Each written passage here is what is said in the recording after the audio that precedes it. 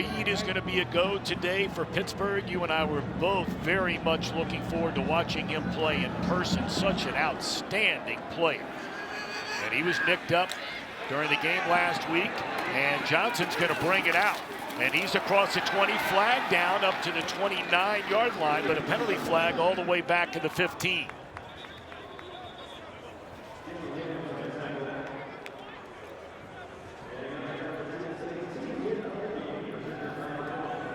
Good return, holding, receiving team, number 82. At the distance to the goal, it'll be first down. So here comes Yarnell. He's making his 5th career start, a 2-2 record, his 2nd start this year in place of the injured Eli Holstein.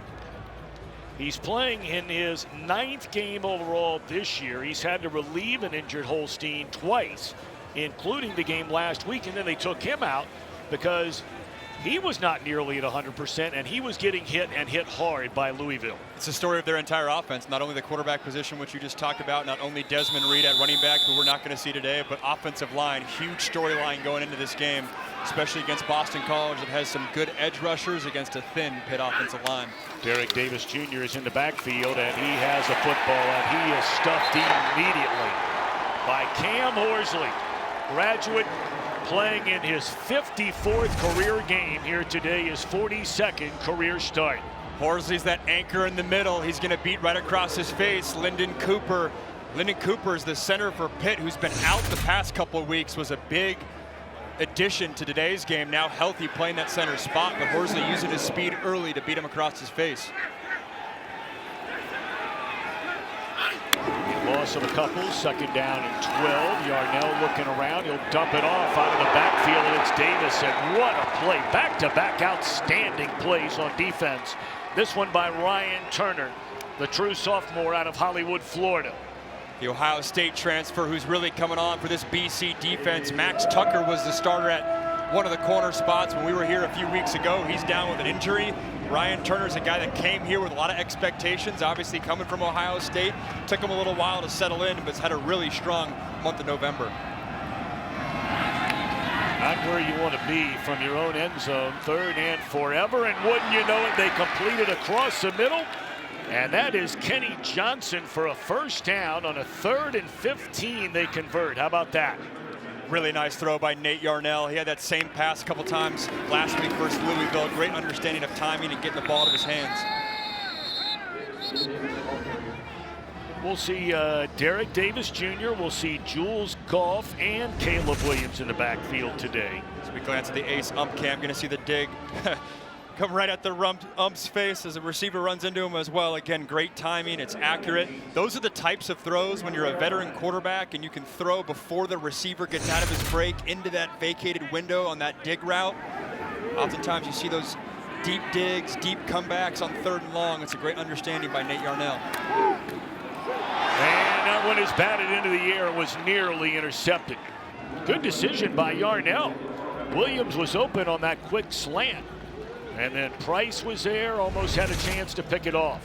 This, to me, needs to be a big factor of their offense today, the quick passing game. Get the ball to Yarnell's hands quickly, help this offensive line, and speed up, or I guess shorten down these pass rushers for Boston College. Don't allow them to get Yarnell, and use the spacing in this offense and activate the receivers has to be a factor today. Yarnell again to throw it, and again it is Johnson. And he has a first down up to the 37-yard line. Kenny Johnson, only a sophomore out of York, Pennsylvania. He can do a little bit of everything. That gives him 41 catches on the year. Yarnell took a shot right there. Looked like in his hip. Awkward landing at the end, too. Looks like he might be holding his wrist. Again, great timing. That ball is out of his hands. He knows where his receiver is going to be and allows him to come up with the completion. Here's Davis. He breaks a couple of tackles, and they'll spot it at the 40. Right between the 41 and 42-yard lines. We've said it a couple times. Oh, wait a minute. Quarterback just went down. It looked like he was dizzy, and he just sat down on the field. Keeps looking at his hand, too. Obviously, a bit awkward sitting down with the hand injury, but sometimes you're taught as a player, any injury, sit down. so you can assess it. Yeah, that's what happened. So we got a signal. Sometimes you see that with the fake injuries. That is not a fake injury. Let's be clear about that. But not feeling good, so you go down and you can assess it. Obviously, it's a night and day difference with that being the right wrist rather than the left wrist as a right-handed quarterback. Well, Yarnell last week had to replace Holstein, who was injured, against Louisville. That was in the opening quarter. Wound up 11 of 23 for 96 yards through a touchdown and a pick. They got him out of the game. And David Lynch is the primary backup. He is a redshirt freshman out of East Greenwich, Rhode Island, and that's who will come on to take over at quarterback for Yarnell. Go down with an injury, you have to sit out at least one play. Sometimes, every so often with the quarterback position, you'll see a coach call a timeout in this situation to not waste a play. Then you can get your quarterback back on there. But obviously early on in the first quarter, not taking a chance as we're seeing Yarnell go deep into the sideline, maybe even into the tent.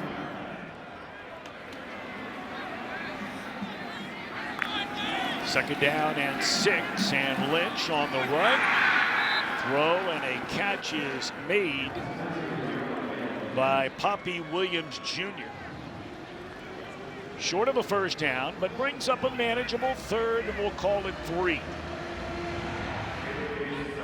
Normally this is Desmond Reed territory for the Pitt Panthers. The threat of him out of the backfield, both in the pass catching game and the run game. Who's going to emerge today as their go-to weapon? It's got to be one of these receivers on the outside. Throw and a drop. That should have been an easy conversion. And that's a normally reliable tight end, Gavin Bartholomew. Drops have been an issue for Pitt this year. That's to that drive on the quick passing game. That's just a little hitch. No one goes with Gavin Bartholomew. Good job by Lynch getting the ball out of his hands. Not picking it up.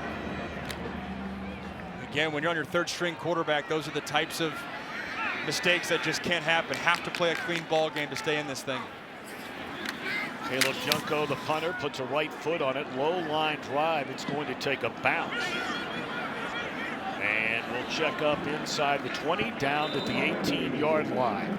Today, the final game of the regular season and the final day for seniors of BC. You're watching CW Football Saturday, presented by Verizon. You're watching CW Football Saturday, presented by Verizon.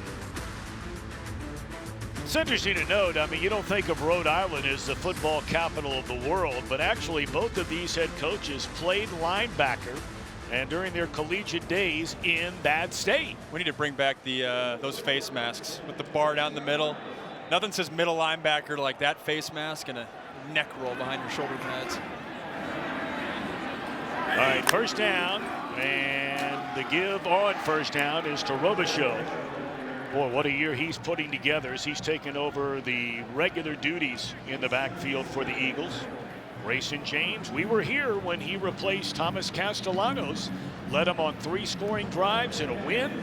Castellanos has decided to leave the team and transfer, and James is a guy. And that was an impressive game, too, to come off the bench and lead that victory. I think he's just much more of a capable and consistent pocket passer, which is what the identity of this offense wants to be, leaning on the run game. Give it to Robichaud once more. What a role he has been on. Now, not much in the last game as far as what he's done lately.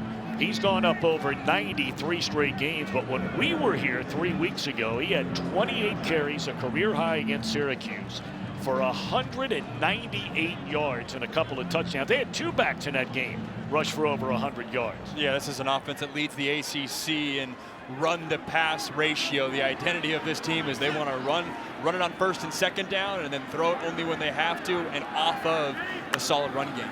Blitz coming. And pretty good protection back there, and wide open down the middle of the field is Lewis Bond. And that is a first down all the way up to the 45-yard line.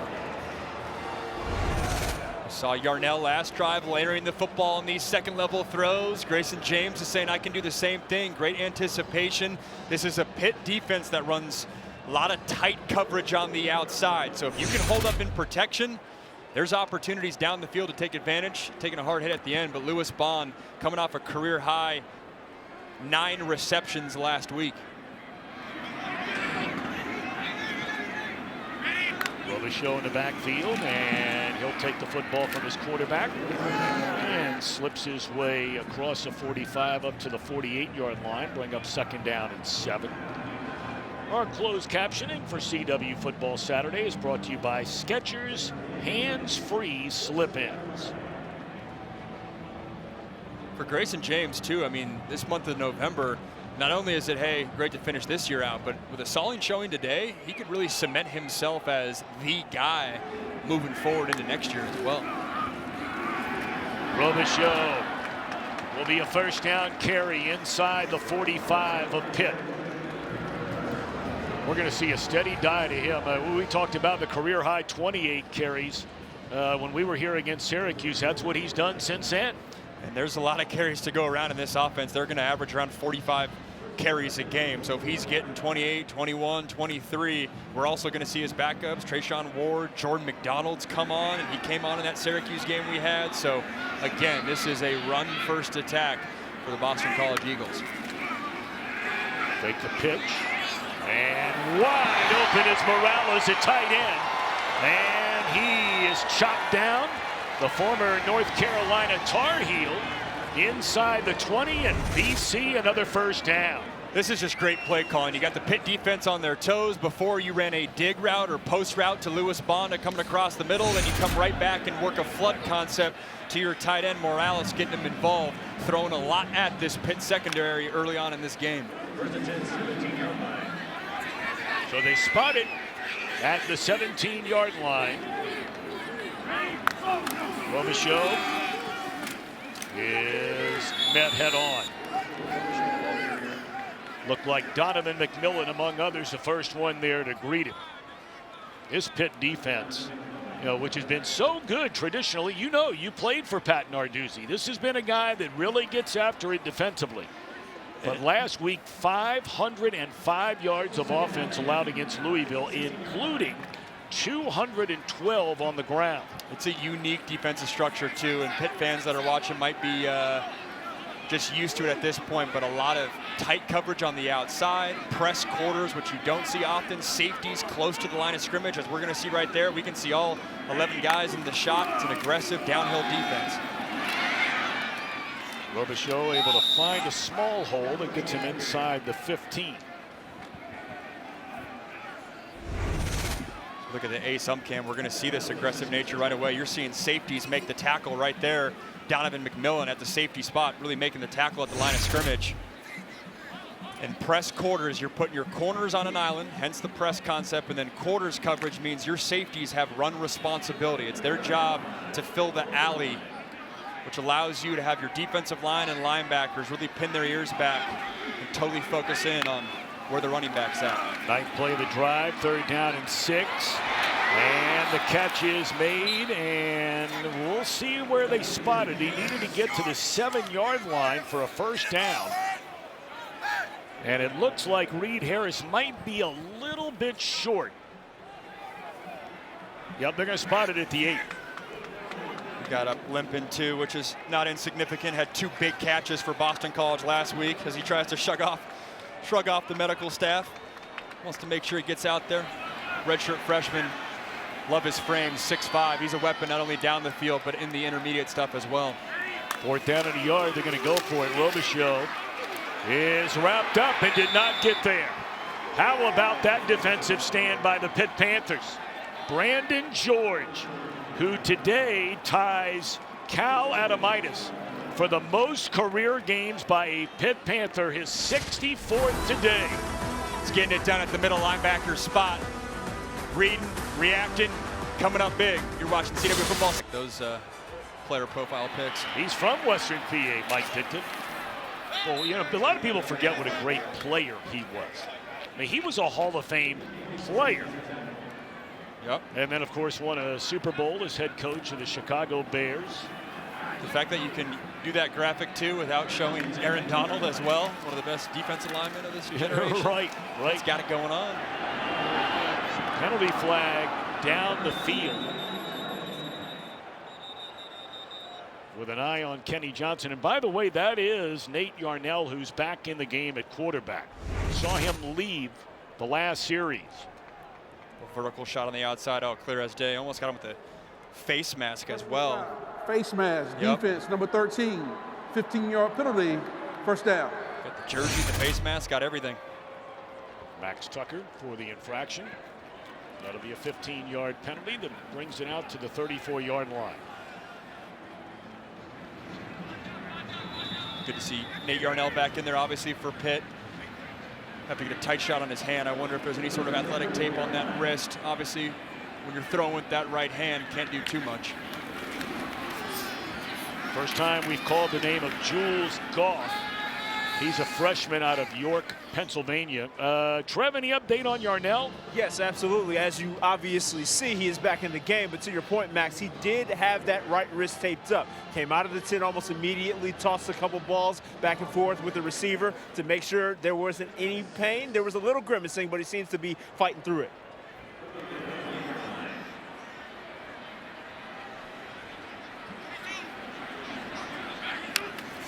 Second down, Yarnell to throw it. Protection breaks down, and he is sacked. Joe Marinero, what an unbelievable story this guy is. A walk-on, he's been a special team standout. He's a captain. For 4 years, he had never started a game until SMU 2 weeks ago. He had 8 tackles. Then he started against North Carolina. He had a sack, an interception, and 5 more tackles. Good for him. It's very rare in this transfer portal era to see older veteran reserve players hang around, stick around, and get their opportunity late in their career. Both these teams have a great example with Joe Marinero for BC, and we already highlighted Brandon George for Pitt as well.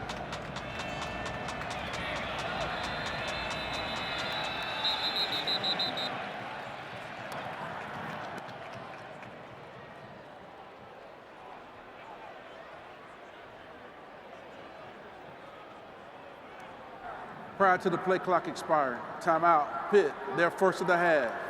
All right, we were wondering whether it was a penalty or whether they were able to get the timeout, which Pat Narduzzi does. No score, 3:29 to play here in the opening quarter.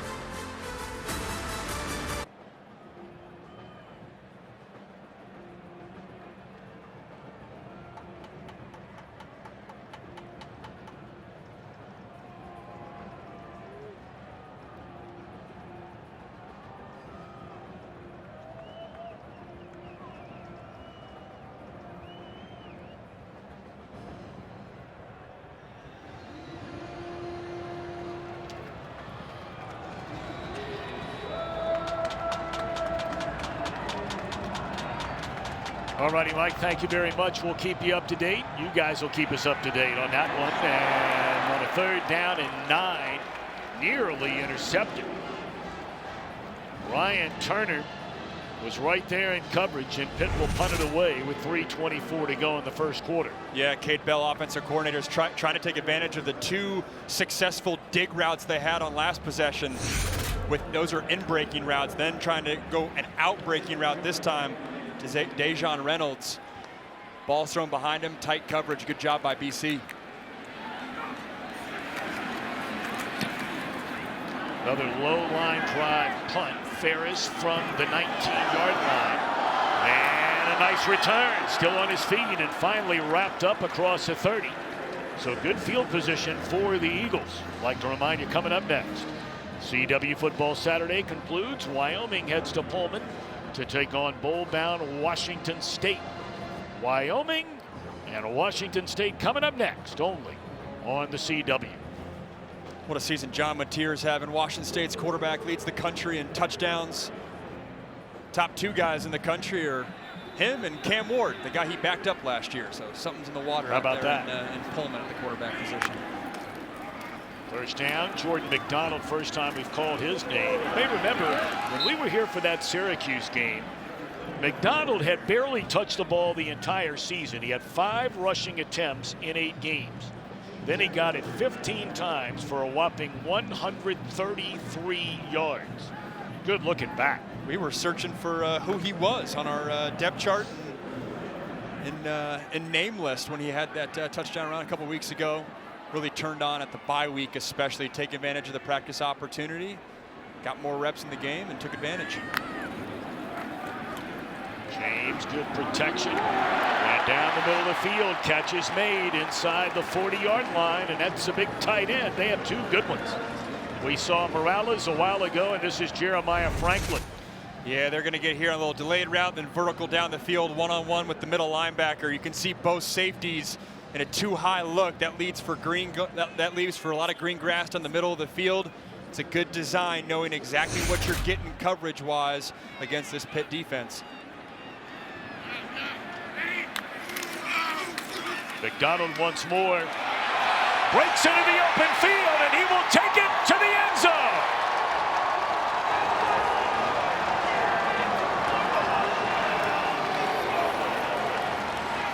"36-yard touchdown run by McDonald." And the transfer from UCF, remember, he came over and was roommates with Thomas Castellanos. And they both came here together, year apart, but followed one another. Making the most of his opportunity. Breaking through that second level of the defense, showing the speed and getting in for 6. Liam Connor for the point. Oh boy, they've had these issues all year long. And it's intercepted. And racing back the other way. One of the great defensive players in all of college football is Kyle Lewis. I mean, Bill O'Brien has just been dumbfounded by this kicking game. And here we're going to see the touchdown run. Working the front side A gap, bounces back to the backside A gap. Maybe we got away with the face mask there. We've talked about how aggressive this Pitt defense is, where they're going to commit to the line of scrimmage quickly. So if you can break through that, there can be a house call, as we're seeing the botched, look, a snap that was a little wide. Not horrible, though. Good job by BC in that scenario to cover an athletic linebacker like Kyle Lewis. Not easy. But those are the types of plays can come back to bite you. Sam Stone, I'm not sure if it was a bad snap or whether he just whiffed on it. He's the holder there. He's a backup kicker.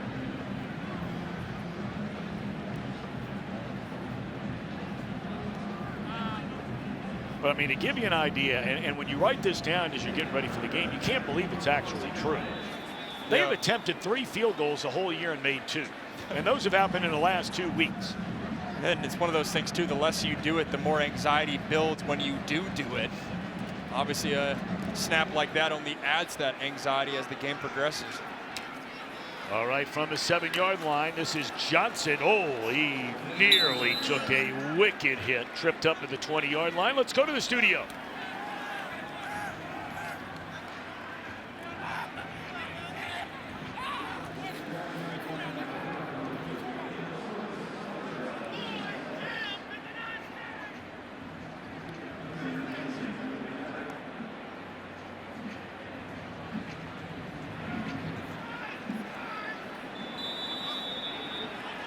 And Ohio State missed 2 field goals inside of 30 yards in that game. And I can tell you, as a native Buckeye, it is going to be fascinating the next 48 hours or so. Because now all of a sudden they are not playing in the Big Ten championship game. Penn State will play Oregon. It's the first down carry by Jules Goff. Ohio State's still going to make the college football playoff. I don't think there's any doubt about that. The question is, Max, is Ryan Day going to be there to coach him? Yeah, fair point. And the big talking point, too, is this 5 seed is an attractive spot for anyone who gets it, because you get Arizona State at home as things currently stand, and then Boise State as your second-round matchup. So the 5 seed of all the seeds is night and day different than the 4 seed and the 6 seed. So Ohio State obviously is going to fall, and someone's going to take advantage of that spot. Well, Clemson missed a golden chance today. I mean, here in the ACC, 3 weeks ago we were saying one team's going to make it. And then over the last week or 2, you're thinking 3 of them are ranked in the top 12. And then Clemson loses at home to their rival, South Carolina. Certainly helps if Miami were to take care of business. The conversation 3 weeks ago was, can the ACC get a second team in? Yep.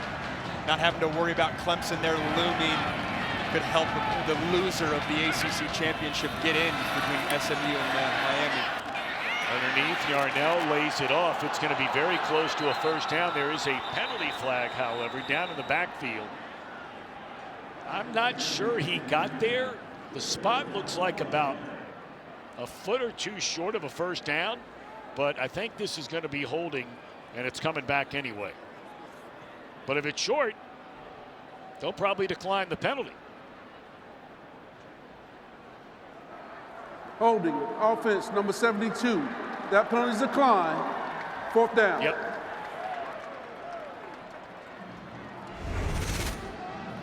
We get 72 right here. Isaiah Montgomery. It's a tackle spot. Montgomery's a reserve tackle. No Branson Taylor. He was injured versus Cal about a month ago. We've talked about how thin this offensive line is for Pitt. Had to shuffle guys around. Ryan Baer, who was their right tackle, is now their left tackle. Lyndon Cooper, who we talked about as being back in this game, he was out the past few games, so huge factor in this game, especially against edge rushers like Donovan Ezeraku for Boston College. Well, I think they're going to try and see if the ball was fumbled. Right at the end of the play, the ball came out, trying to stretch to a first down. I don't know. I'm not sure it ever touched the ground, did it, or was he down already? I thought elbow was down, and then that caused the ball to jolt loose. Once the elbow's down, he's down. Obviously, the ball's loose there, but completely controlled. Elbow down, then ball's out. To me, that is down. Mike Mothershed, your thoughts on this?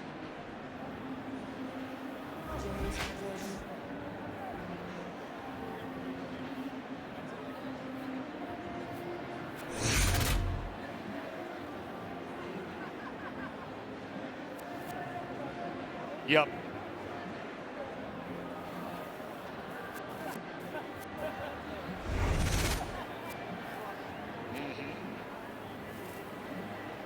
Yeah, for sure he's You're right. down. Knee goes down first. Kind of hard to figure what's taking this long. And now we After get further the review, ruling. the ruling on the field stands. Yep. It's 4th down. So it's not a fumble. It'll be 4th down. And with 34 seconds left here in the opening quarter,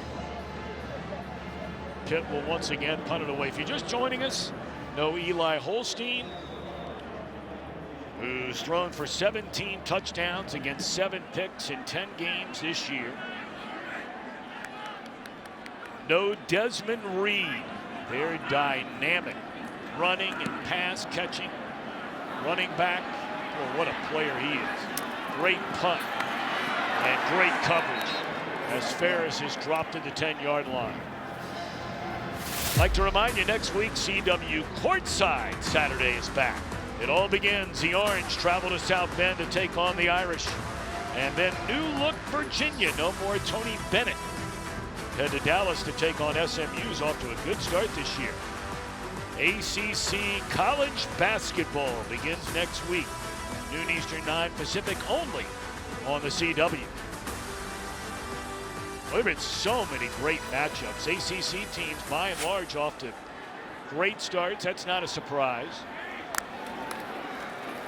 First down, they throw it, and Bond caught it and steps out of bounds at the 16. That right there is a little Snoop Dogg Bowl. The Gin and Juice Bowl.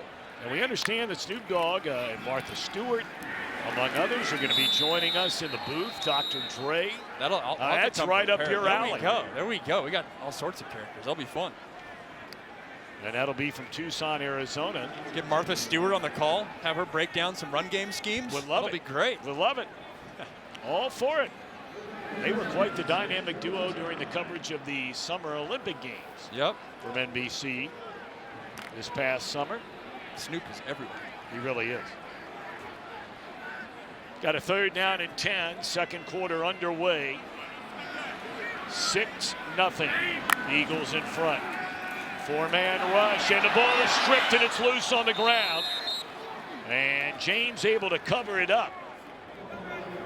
Biles, I beg your pardon, came around the outside to strip it loose. Yeah, Biles from that outside linebacker spot, come up off the edge, taking advantage of that's a mismatch. When you're asking your tight end, Jeremiah Franklin, to be one-on-one pass protection.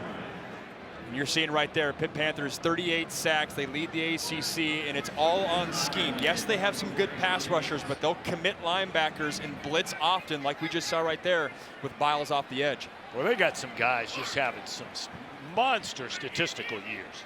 And Pat Narduzzi talked a lot about that, about how players, you know, they have guys leave, and was it a timeout before the clock ran out? Play clock ran out, I believe it was, by Bill O'Brien. Yep. Timeout, Boston College. They're first to half. But he talked about guys that left timeout. at the end of last year, and he's like, look, they're going and playing other places. But if you're interested in some of the stat lines, and a lot of guys are, let's be honest about it, right? That's how you get recognized oftentimes in the NFL. He's like, nobody leaves here and puts up better stats than they had here. Totally. The line that he said is they're leaving for money, not for stats. And Pitt in recent memories had some big-time defensive linemen. I mean, Rashad Weaver, Patrick Jones, Jalen Twyman, Elijah Cansey, like big-time NFL draft pick defensive linemen. So if you stay, sure, Pitt might not be able to compete NIL-wise with some of the places that are outbidding some of their players. But from a stats and production and getting noticed and being in a defensive scheme with a defensive head coach who is going to look out for his players, there's a lot to be had working with this Pitt defense. Liam Connor back to punt out of his own end zone. Kenny Johnson stands at the 40. And this one will, did that hit a player?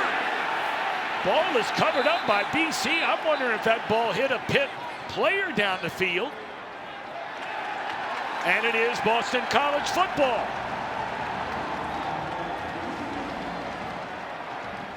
It looked like it hit Ryland Gandy. And there's guys still verbally arguing in the middle of the field. And you said, does it hit Gandy? Yeah, wait a minute here. It looked like it hit BC first. And if it did hit BC first, the ball would be down and Pitt's football. Gandy's body language was as if it did hit The him. ruling on the field is the ball was touched by the receiving team, then recovered by the kicking team. It's going to be first and 10. Let's take a look. You see Gandy shaking the head. He's like, nope. Nope. And it looked like on the bounce that the ball hit right here in red. Yep. Yep. So once it hits the BC player, then Pitt no longer is in trouble for being the first to touch the football.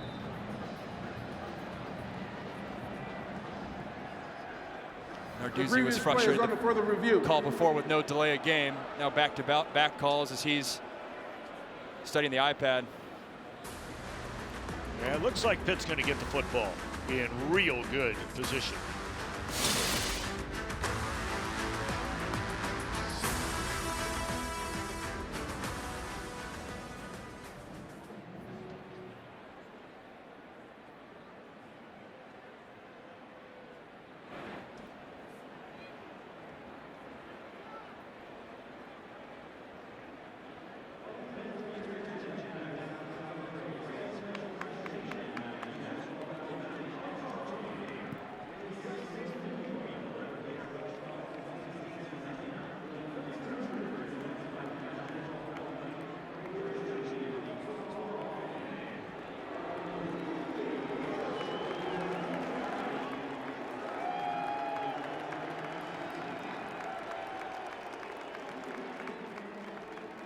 From what we could see, I don't know what they saw. It looked like that ball touched a Boston College player first.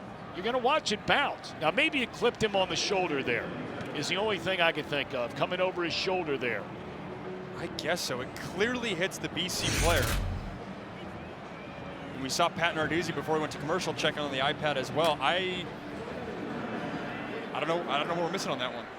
That feels like a blown call and a huge missed opportunity for Pitt. All right, so they get a break. Boston College, it would have been Pitt inside the 35-yard line, and down goes James. Mike Mothershed, were you able to see something that we did not see?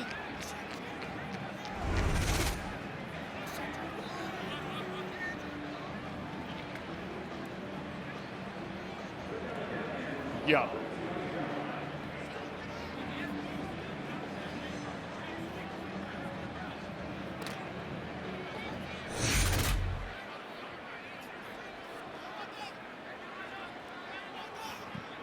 All righty, we thank you very much. It's a 3rd down and 12 for the Eagles from their own 31-yard line. And James in trouble again. He'll take off running. He'll pick up a 1st down and then some. Close to midfield. Nicely done by Grayson James. This guy can run a little bit. You can see the twist game from Pitt, which sometimes when you do that, you swap where the defensive ends are entering with where the defensive tackles are entering. It can put the defensive line out of their rush lanes, allow a quarterback like James to escape the pocket. The play before, those twist games worked. You get the sack. The next play, you get out of position, and it's good job by Grayson James taking advantage. I made the comment early on that Castellanos' legs are more of a weapon, but James's legs are certainly a factor. 1st down, they're going to throw it. I'm not sure it got there. Did it? Nope. That's incomplete. Let's go back to the punt one more time because we're going to show you a little bit different look here. And it doesn't appear to hit the Pitt player. No. This to me is so clear that I'm confused what they're even seeing. It was very clear in that look that we've been looking at before that it hit the BC player. I don't see anything on either of those looks that it says the ball hit Pitt. Man, it's a bad break. It's hard enough when you're without your starting quarterback and your star running back. And then you can't get a call like that. Pump fake. And looking for the gusto down the field. And it's incomplete. No penalty flag on the play. Reed Harris going step for step with a pair of defenders close to the end zone. Yeah, you got Rashad Battle at corner and Donovan McMillan at safety. McMillan sells out. If that ball's underthrown, that might have been pass interference, but because the ball's overthrown, Harris, the receiver, is not going up into the DB, not able to get PI. I like the no call there. It's tight coverage by Battle at the corner spot, and I think it's a clean call. All right, so a 3rd down and 10. Wide receiver screen is going to get a chunk of it, maybe half of it. But that'll bring up a 4th down. And out comes a punt team. It's a really interesting call. You know you're not going to pick up the 3rd down and long there. That to me is a call of we're up a touchdown in this game. Got a guy who started the season as a backup. Don't lose momentum. Don't put yourself in a bad position 3rd and long. But that's a very conservative play call, letting Pitt off the hook and trusting your specialist to pin him deep and trust your defense. Well, we're being told back from the ACC officiating command center that they were unable to tell if the ball had hit the BC kicking team player, Gandy, or Pitt, forgive me, there, and that will bounce out of bounds. And therefore, they went with the call that was made on the field. All right.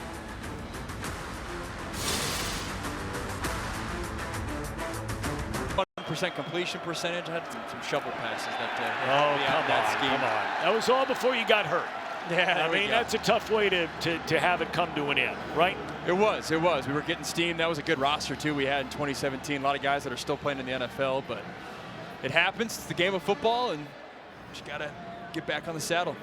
And now you're broadcasting Pitt football. And here we are, full circle, 7-8 years later. Amen. No, it was awesome. I was going on the Pitt radio earlier on with Pat Bostic and crew. A lot of the guys that were there when I was there in 2017. It's fun stuff. Coach Narduzzi was fired up to have a chance to visit with you the other day. They gave me a little goodie bag. It's the same equipment staff or Is similar that called faces. payola? Are you familiar with payola? No. When they give you something and you got to say nice things about it. They used to lock people up for that stuff. Nah, I need some Pitt swag in Los Angeles. It'll be good. I've held on to all my Pitt stuff though. Every year that goes by, the retro look is sharp. Yeah. 3rd down and 10 from their own 10. Darnell, a strike and a 1st down. Good route, good throw. Those are some big time throws. That's 3 we've had today from Yarnell. This is NFL open. This is good coverage and just a better throw. You're getting hit. Again, that ball's out of his hand before the receiver gets out. It's a great QB play. I'm not sure what that was. I think this is still a live ball.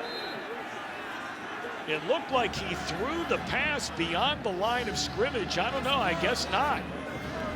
Yes, this is a called run. The end crashes. Yarnell pulls it, and then the linebacker, in this case the safety, Karee Johnson, number 3, goes trying to tackle the quarterback, and it's a ladder, and that looked backwards, lateral.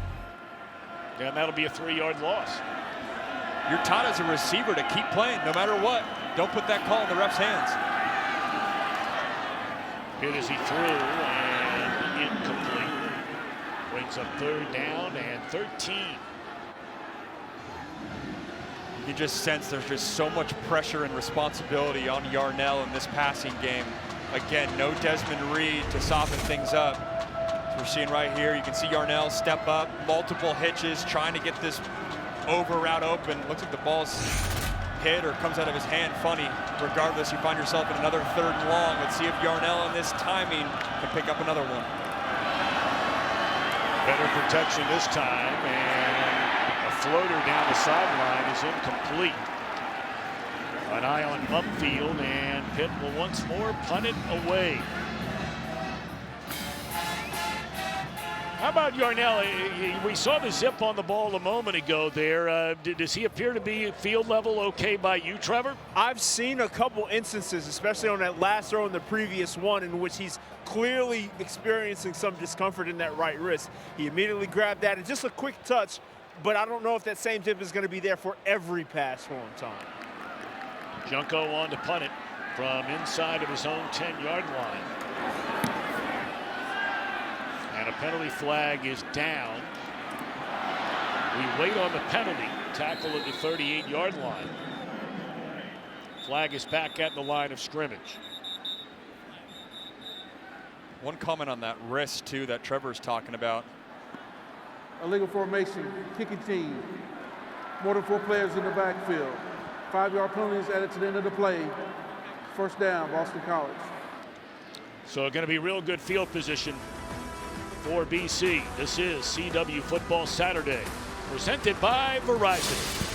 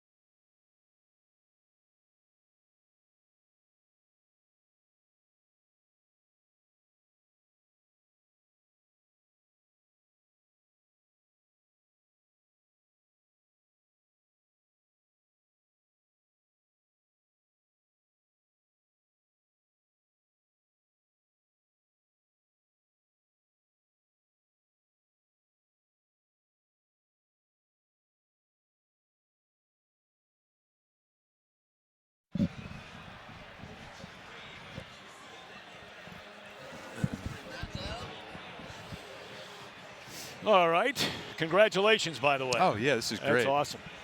How often do you get back? Hey, what's going on? How's it going? We took the stairs up. I was a little out of breath coming up here. I'm glad I got a chance to kind of get it back. And where are we looking? Oh, you have a shot yeah, of this, get on or this, no? Oh, there he is. Okay. All right. Okay. Do you want me to move in a direction to get out of this pole?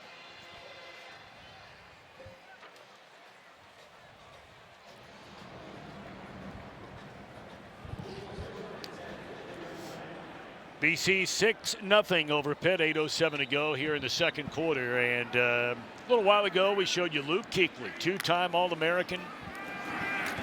here for the Eagles. Last year goes into the College Football Hall of Fame. One day we'll go into Canton in the Pro Football Hall of Fame. How are you, man? I'm good to see you. It's good to be. It's good to be up here. How are you? Thanks for joining us. Yeah, no problem. That's pretty cool. That never gets old, right? No, our guys are playing well too. The student section's in good shape. They look like they've had plenty of time to get ready for the game today. So we'll just leave it at that. That's right. That's right. That's exactly right. How often you get a chance to come back to a game? Maybe once a year now? I've been to probably 3 or 4. I came up for the spring game this year, which was fun to see. And then I come back probably once a year for different things. Sometimes it's spring games, sometimes. Well, you like seeing that right there. How about that?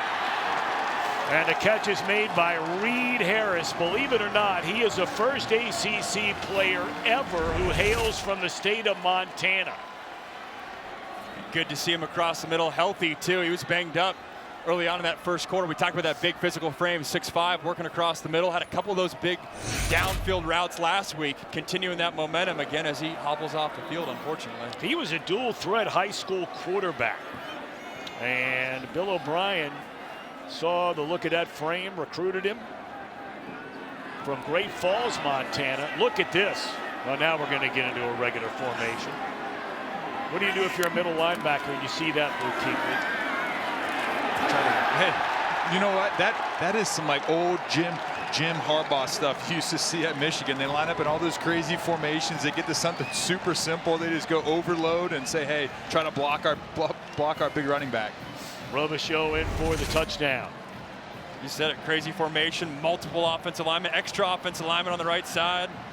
Talked about Robichaux in that first quarter leaning on this run game for BC as they go up 2 scores.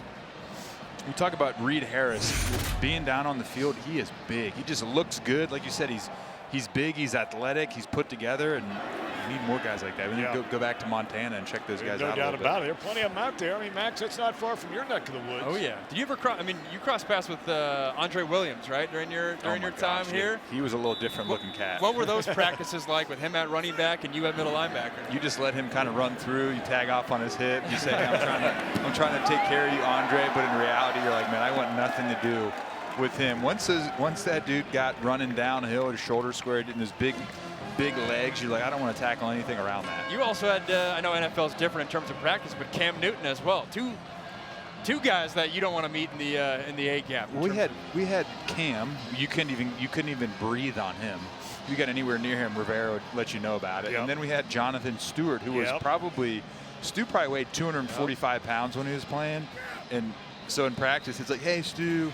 Hey, I would have had you, but I'm going to let you go. Yeah. But Stu kind of winks at you and smiles like, hey, you know what? I didn't want you to hit me, but it would have been a little one-sided. He probably would have run right through us. So I got to watch those guys get hit. There it is.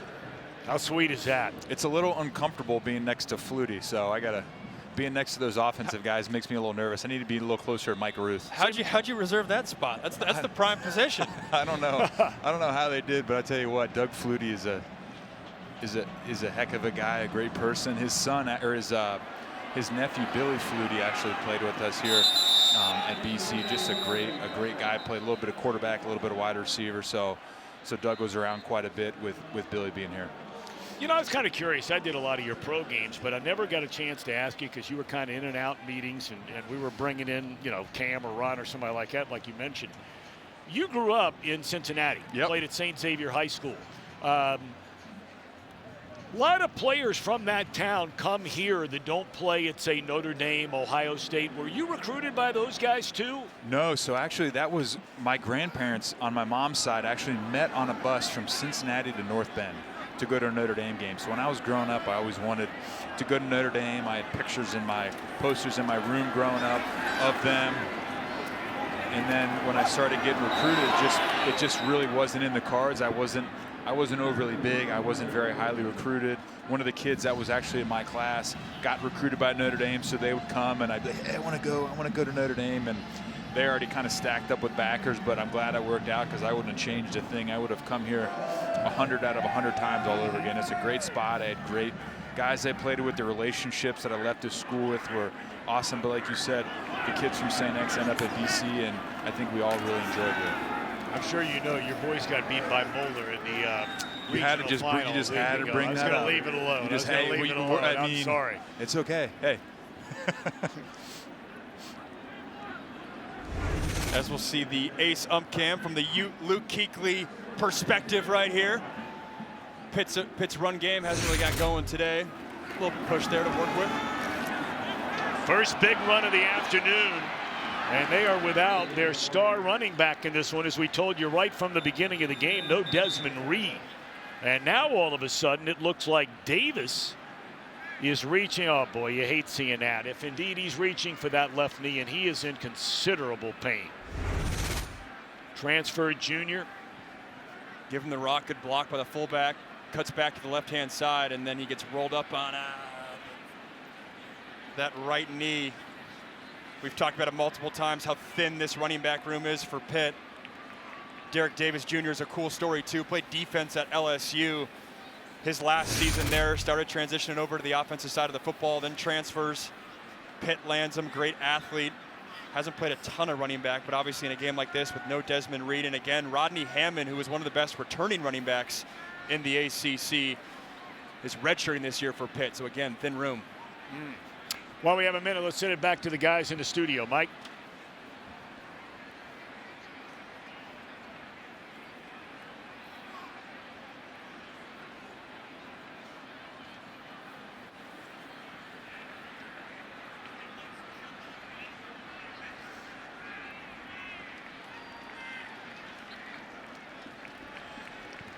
All right, Mike, thank you very much. Take a look at this. The preseason poll shows you what a lot of people know, right? SMU joins the conference, picked 7th. They will finish as the champion of the regular season. Clemson lost earlier today, picked 2nd, finished in a tie for 2nd. Miami right there. But look at the far right, lower right-hand column. This right here sticks out. To go from projected 1st, barely missed the college football playoff last year, to obviously an ugly season for Florida State. NC State's another program that stuck out. If Grayson McCall had stayed healthy, you wonder how their season would have played out. And then SMU. It's easy to get on Florida State, but SMU, I remember talking with Rhett Lashley when we had him in September. Yep. They were concerned about their depth when it gets into November. That's a program that they're ahead of schedule. Like last year when you talk about like the Houston Texans and the NFL being ahead of schedule, SMU feels ahead of schedule. They got a lot of younger guys and a lot of resources in the NIL department. First down, Yarnell, a strike down the middle of the field, and the ball comes loose. Is it going to be a catch and then a fumble? Yes, it is, and it's recovered by Pitt. Overman is there, the backup tight end. And that's a first down to the 25. Clock running at 5:10, and they're hurrying up to the line of scrimmage. My initial question is, did he have possession? I think he did. Cade Bell, their offensive coordinator, had challenged the receivers, had a lot of drops in recent weeks. Didn't want that to be the case today. We'd already seen 2 before that. In the coach's eye, that's going to be considered a 3rd. And that's incomplete. Look, I'm kind of curious. You know, they bring in Bill O'Brien, right? Longtime NFL guy, as you know. And he looks like he's got this thing going the way he wants to get it going. Hadn't been an easy year with Castellanos leaving and everything, but I mean, hey, here they are already with 8 wins on the year. Well, absolutely. They're just, I think what Bill O'Brien's looking for is his type of guy, the guy that is a BC type of guy. If you don't want to be here, we don't need you here.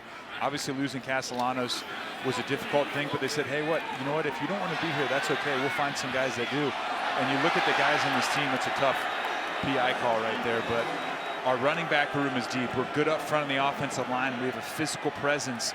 It's been fun to see, and he's only been here since last spring. Defense number 19, 15-yard penalty, first down.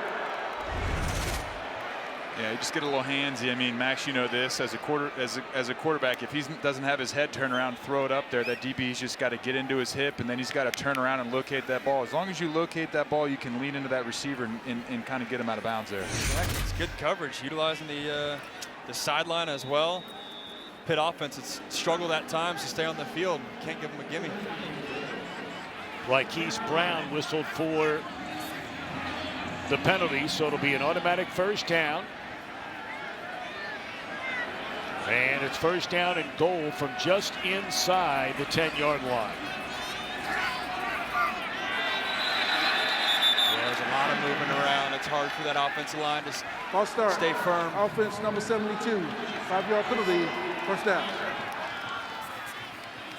Second time we've called the name Isaiah Montgomery, and all the changes, you brought him up earlier, Max, that Pitt has had to deal with all the injuries on this offensive line. We might see some Jackson Brown at right tackle today as well. To his outside, he had Donovan Ezaraku as a wide 9. It's a lot of pressure on a reserve tackle to hold your water when all those shifts and motions are going on. Catch made out of the backfield by Goff. Chopped down at the 12-yard line. Brings up second down and goal. They'll spot it at the 11. Seeing the red zone efficiency there. This will be a huge second half and remaining second quarter for Jules Goff as a true freshman running back to carry the load, not only catching the ball out of the backfield, not only in the run game, but pass protection as well, like we've talked about with some of the issues and concerns Pitt has. Aaron throw, and boy, did he take a lick. I almost wonder if he was trying to throw this corner out to the back pylon and got hit midway through and then released it. Like you said, Aaron throw to the right. Yeah, I'm not totally sure, but he had a corner route coming open to the back pylon. Again, Nate Yarnell getting hit, getting banged up, coming into this game banged up. Have to wonder as we get into the second half how that impacts him. All right, third down and goal from the 11-yard line. Four-man rush. Yarnell steps up, delivers a strike, and that is a touchdown. Gavin Bartholomew had a drop earlier in the game. That's his third receiving touchdown of the season, and the Panthers are on the board. The play before, you work a corner route at the back pylon. This time you give that same action and then chop it down, meet you right on the end zone. Like you said, a drop earlier in the first quarter. Come back to old trusty. Nate Yarnell has done a fantastic job with timing today. Hasn't been easy, but getting the ball out of his hands. So now the point after by Ben Sauls to make it a 6-point game if he can split the uprights. Good snap, good hold, and he does. 13-7. All right, well, Luke Kuechly, you've been kind enough, generous enough with your time. I'm just kind of curious. You know, you had to step away. Backs, Greg's dad, Chris Olson, coached high school football in Jersey for a long time, won 1 million state championships. So he brings the offense down. They won, when he was in Jersey, I think he won 55 games in a row at one point, and then then Todd Blackledge, the old Penn State quarterback. Yeah. So we got a good squad of guys around. We have way too much fun, and we spend way too much time on it. What's your record? We're 7-1. Luke, all the best, man. Great to see you, buddy. Thanks. Take care. Thank you guys for coming up. All right, so you got a little under 4 minutes to go here. And great to see Luke Kuechly, man. That guy, man, what a player. What a player. And what a guy. Yeah, he's up here almost like a running or a quarterback, excuse me, as we're seeing the Ace Cam. You know, put together guy, very thoughtful, but you forget that he was an absolute game wrecker as a middle linebacker. One of the best to ever do it. And if he would have stayed healthy and been able to play deep into his 30s, the stats he could have put up and the production he could have put up could have been right up there with the best. Yeah, and I think even though his career was cut short, I don't think there's any doubt about it. He would be voted into the Pro Football Hall of Fame in the Canton, Ohio one day. He was that good. That good. The best at his position for 7-8 years. I also think it's an admirable example for the new wave of football of, you're seeing guys retire early and take care of their health and not take those chances. And maybe in a different era, you kind of risk it and play longer. And you've kind of heard some of those horror stories. But to have elite level, high level middle linebacker play, but then retire on your own terms, not let it get ugly, and be able to, like you said, live and coach kids and all that, and have an enjoyable rest of your life. Yeah, and look, let's be honest about it. I mean, the reason why a lot of those old-time guys couldn't do it is because they needed the money. I mean, the money that the guys make now, if you're smart with your money, and there's no reason to believe that Luke Kuechly wasn't smart with his money, that you play 7, 8, 9 years, you're going to make enough to last you the rest of your life if you're smart about it. Totally. He's done a good job of taking advantage of media opportunities, too, and stays top of mind. He'll be successful no matter what he does. No doubt.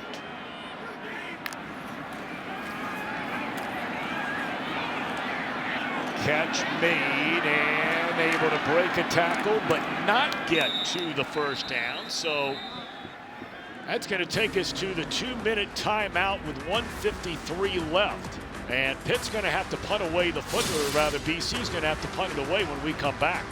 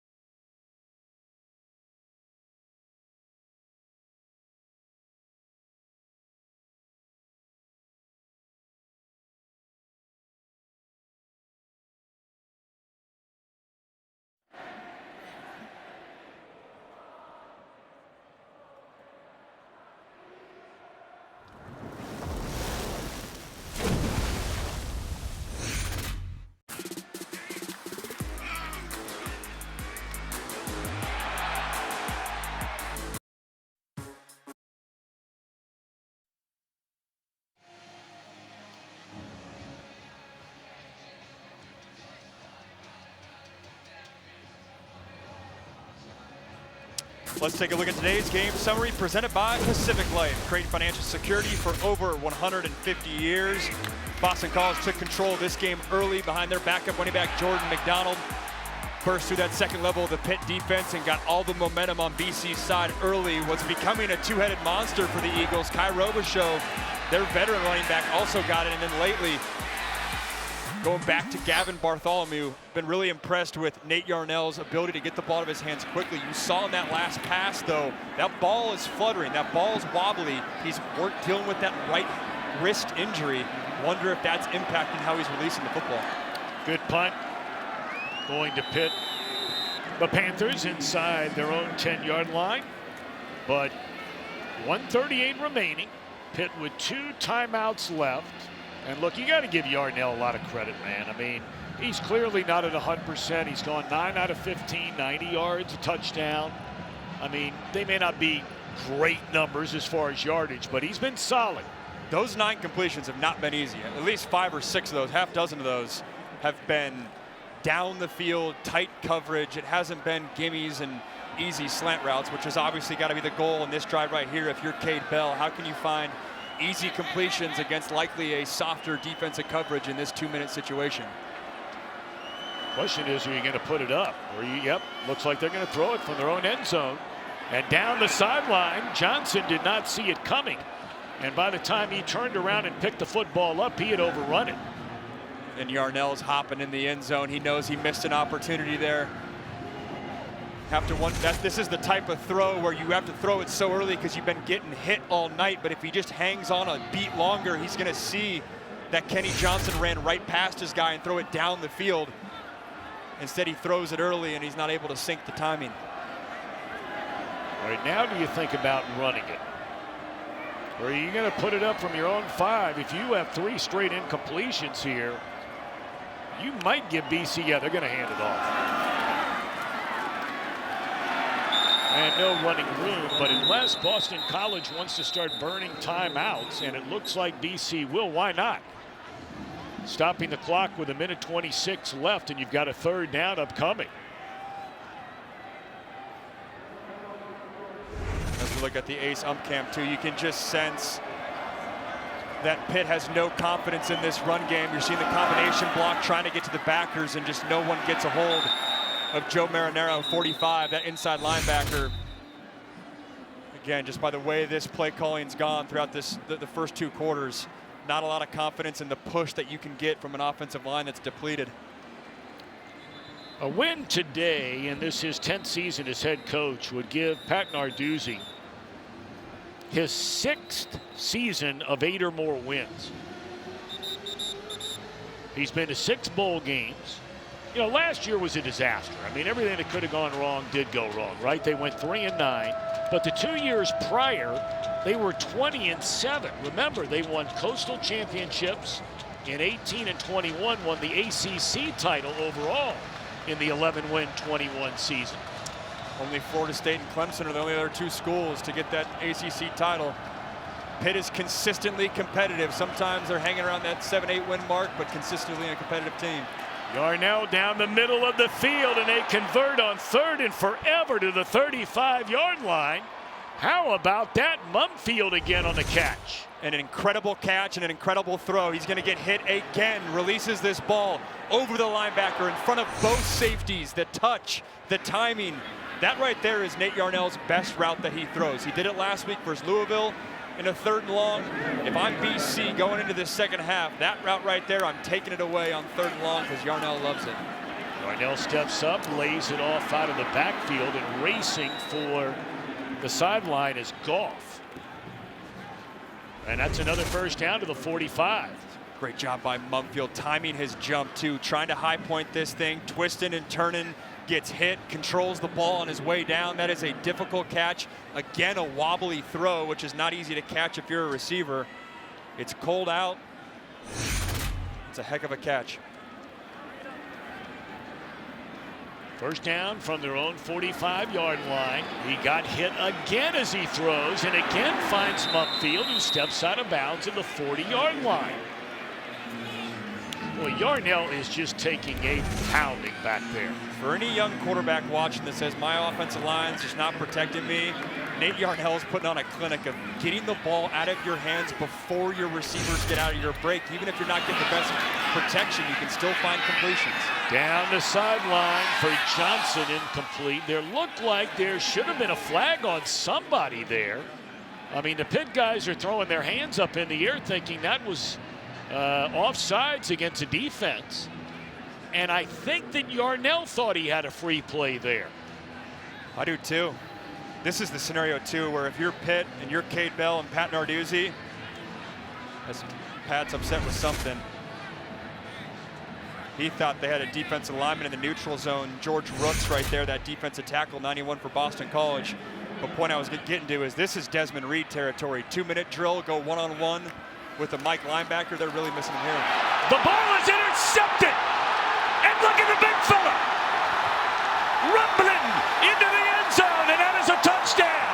Big Ty Clemens with an interception and a score for BC.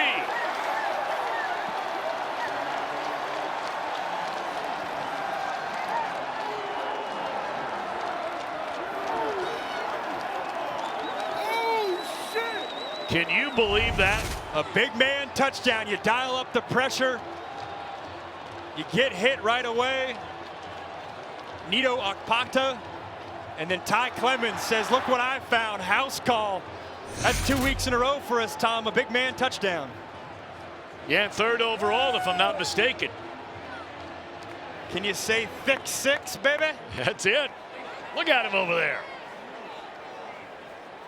He is fired up. Why wouldn't you be, for crying out loud? You've been busting your tail going all the way back to July when you were, you know, practicing in 95-degree heat, high humidity.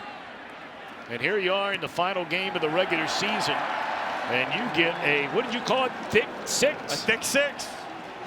Shout out to his buddy Opala. 4 was the guy, the blitzer, hit Yarnell, jolted the ball loose, and Ty Clemens was the beneficiary of that.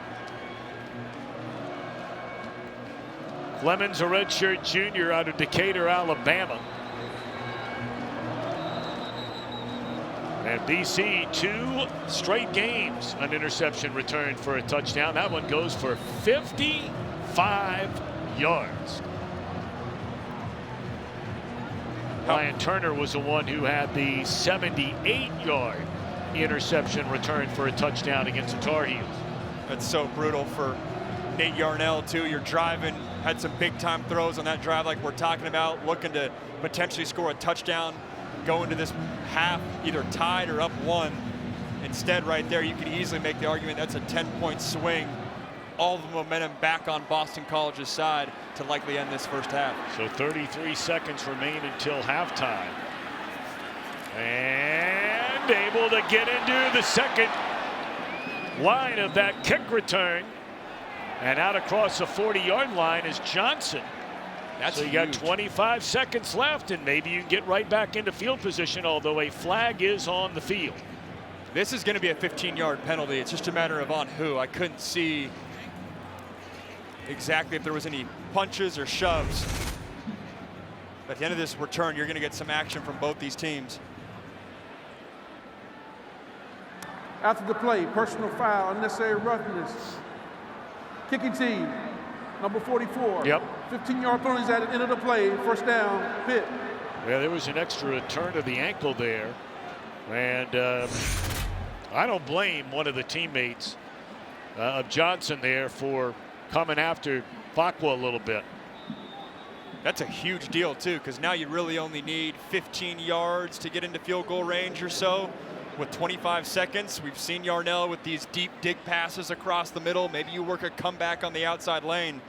That 15 yards is critical to potentially get Pitt some points going into this half. It's been a wild final minute and a half. And Yarnell steps up, throws down the middle of the field, and incomplete, nearly intercepted back there by K.P. Price. And there's another penalty flag. Boy, every other play has been a penalty, seeming for the last 90 seconds or so. Holding, offense, number 72, correction. 10-yard penalty, first down. Yeah, they're going to get Isaiah Montgomery again. This is the matchup if you're Pitt, probably the most concerning matchup going into this game with an inexperienced tackle in Montgomery against an experienced edge rusher on Donovan Ezeraku, senior for Boston College on senior day. He's an NFL caliber player. He'll get drafted here in May. It's a tall challenge, especially in an obvious passing situation. Yarnell fires Mumpfield, his 4th catch of the game. He's inside the 35. And there's a flag, and it's going to be roughing the passer, which will give him even more yardage into field goal range. At least it looked like roughing the passer. Again, Yarnell was hit and on the ground. I mean, Bill O'Brien is just shaking his head. There's no foul on the play for roughing the passer. First down. You saw the official sort of shrug his shoulders, and not sure that's a good sign. I wonder if they're talking about quarterback getting hit low. It's a good no call right there. I'm good with that. That's up by his midsection enough for me, not down by the knee and thigh, which is the intent of the rule. Right here, though, you're given, I guess the clock stopped once they resumed play. Or the clock started, excuse me, but it gave Cade Bell extra time to figure out his play call. 12 seconds. So 8 seconds remain. They're going to double check the clock there, I'm sure. And that's what Pat Narduzzi's probably asking about. He's saying, wait a minute now, you guys are at one end of the field. We're waiting on a call. And then the second you turn your head, the clock is starting down at the other end. Well, it all comes down to this. Doomsday and Lex Luthor band together against a weakened Superman. And the world is on the line in the series finale. You'll have to see it to believe it.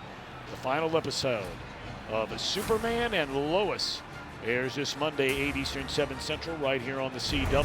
Well, let's see here now. You got 18 when it started. Catch. He's down. Okay.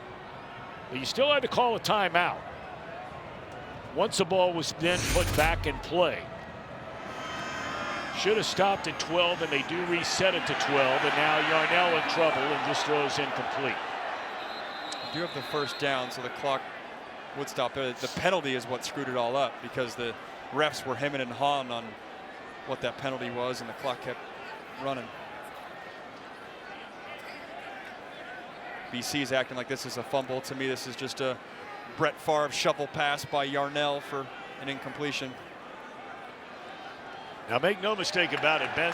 Here we go now. Another flag.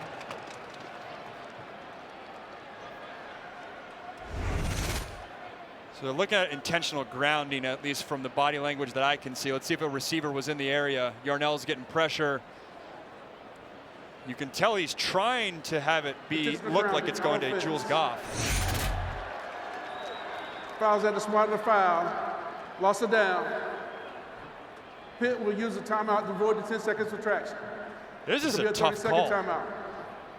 Because I know exactly what Yarnell's trying to do. Running back's in the area, it's just shovel pass, give up on the play, move on to the next one in 2-minute mode.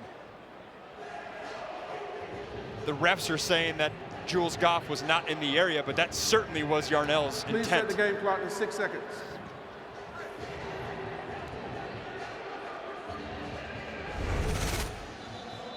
See Yarnell get pressure, flushed out to his left, and there's 26, the running back, who's leaking out.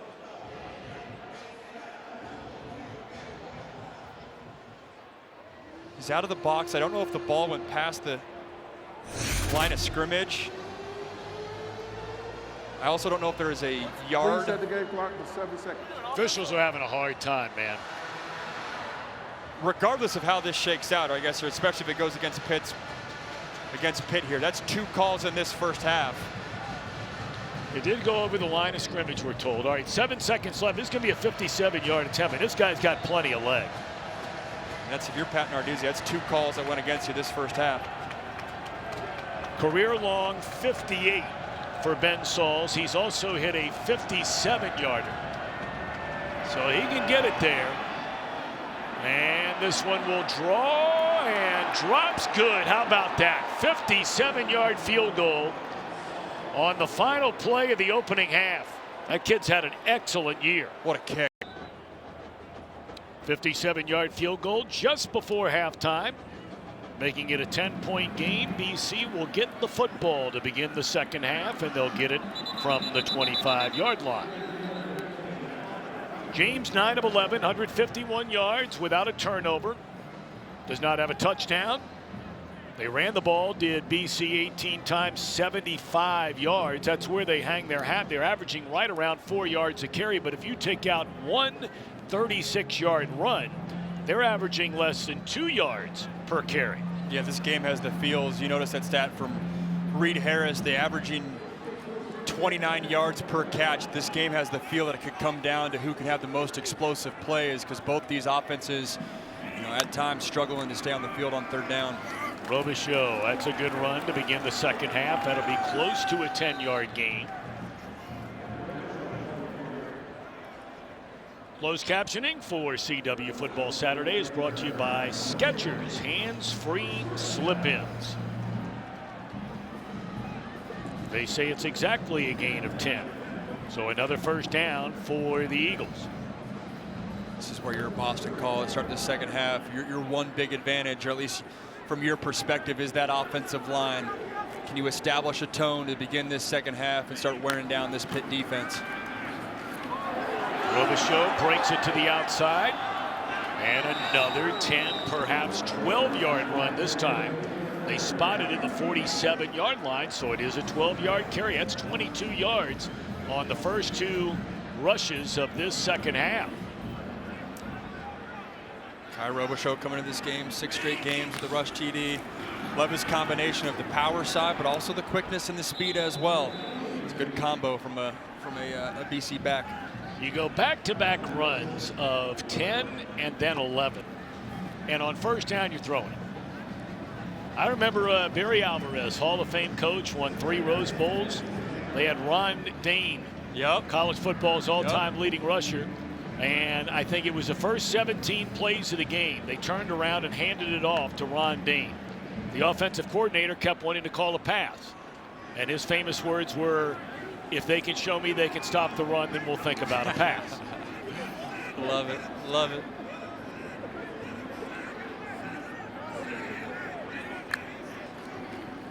Going to throw it on 2nd and 10. Robichaux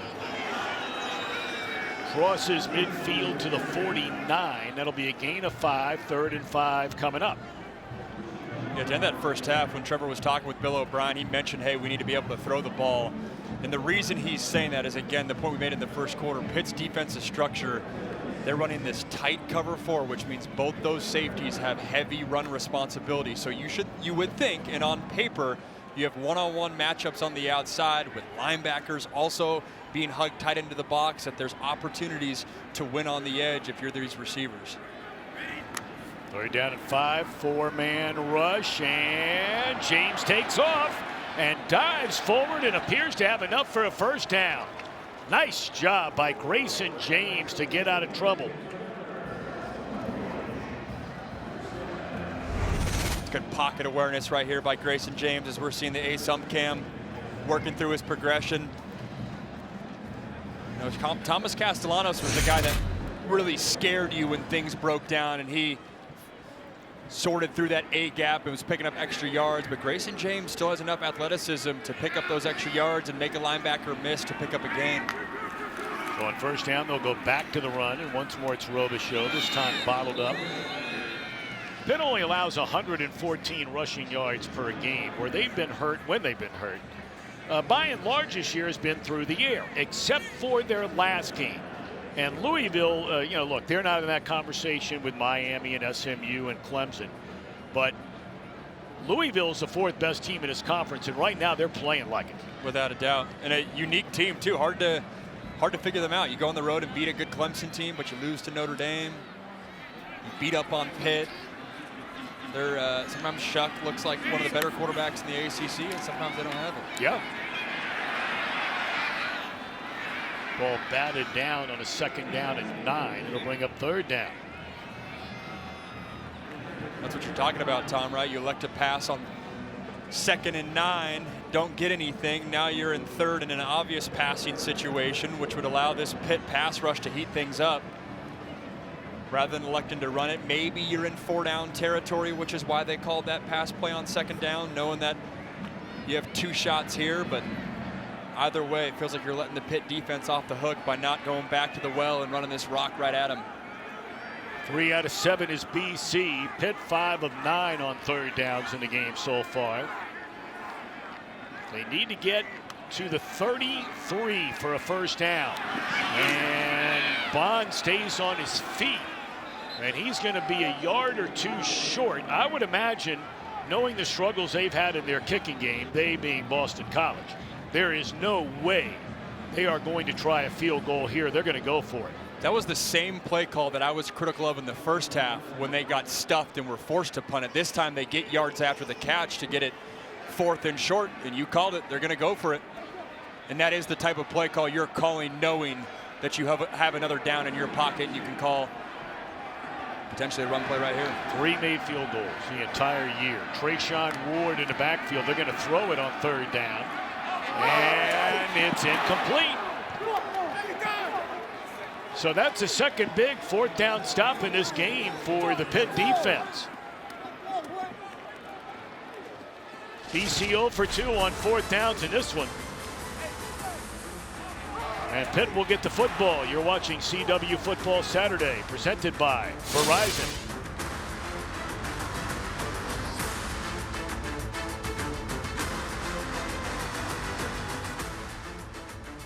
BC. It's cool walking out front of the stadium. They have that statue of the play.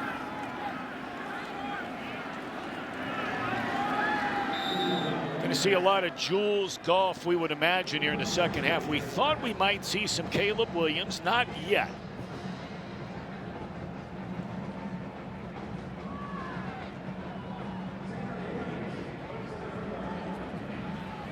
Goff 4 carries for 10 yards ever since Davis Jr. went out with the injury. And Goff is in there right now. Darnell's been in trouble the entire game. He throws. That's a dangerous throw, and it was knocked away. Well, you throw across your body like that, you tell me, Max, you were the quarterback. There's an injured player on the field. I actually don't mind the throw as much. He just missed him. His eyes didn't get there quick enough. This is the problem of being a right-handed quarterback rolling left, is that throw is extremely tough. If he's rolling to his right, that throw's a lot easier. Probably can get it out of his hands quicker. So you have to go sidearm and twist your hips. That's hard. And like you said, Tom, dangerous as well. Quintavious Hutchins is the injured Eagle, and he gets to his feet. He's really come on strong. Started the last 6 games, couple of sacks when we were here against Syracuse, has an interception. He's going to be a good player. They got a lot of guys on this BC team and Pitt team for that matter on defense that are coming back next year. One of those edge rushers like we've talked about. Donovan Ezeraku on one side, Hutchins is the other side. Again, against a thin Pitt offensive line, that's a significant injury. All right, so 3rd down and 8. They've gone to the dig routes, breaking across the middle in the past. 4-man rush. And Johnson, I think he caught it. He did. That is a reception. Crossing midfield to the 46-yard line. Or are they saying it's a catch or no? I think they are. Well, wait a minute. The official, one official's walking backwards, and the other official was waiting for the ball to spot it where we thought it was caught. It's an incredible effort regardless. Definitely close. Oh, boy. And again, I know I sound like a broken record, but an incredible throw on a dig route. I know it's low, but that's double coverage. That looks like that's a catch. This Cruz had a rough day today. Those are, that's a bang. There's not a lot of ACC quarterbacks with the confidence in this scenario to pull the trigger. That's a corner underneath and a safety over the top. If you're just a half second late, that can be a kill shot. That can be an interception. But these receivers and Yarnell on the same page today, and an incredible catch. Picking it up off the turf, literally. You can see a little bit of green right in between the. Yeah, but did he have his, fingers underneath the ball and control the ball? The ruling on the field is incomplete. So unless they have enough video evidence here to overturn it. And this is that debate that's got a lot of traction, I feel like, this year, with coaches complaining about, oh, what is review, what is indisputable video evidence? Like, to me, that's a catch. But to what you were saying, like, are you 100% sure without any doubts that that's a catch? Okay, maybe not. But to me, that seems like he picked it up. After further review, the rule on field is a catch. The ball will be placed at the 47-yard line. Well, 1st down. You know what the bottom line is? You want to get it right. And they got it right. It's an incredible catch by Kenny Johnson. He's only a sophomore, is Johnson. Think back to the first half, too. Pitt was on the wrong side of 2 close calls, the intentional grounding, and one in the first quarter as well. Then you come back and get that one. Pitt catching, I wouldn't say a break because it makes it sound lucky, but 50-50 call and it goes your way.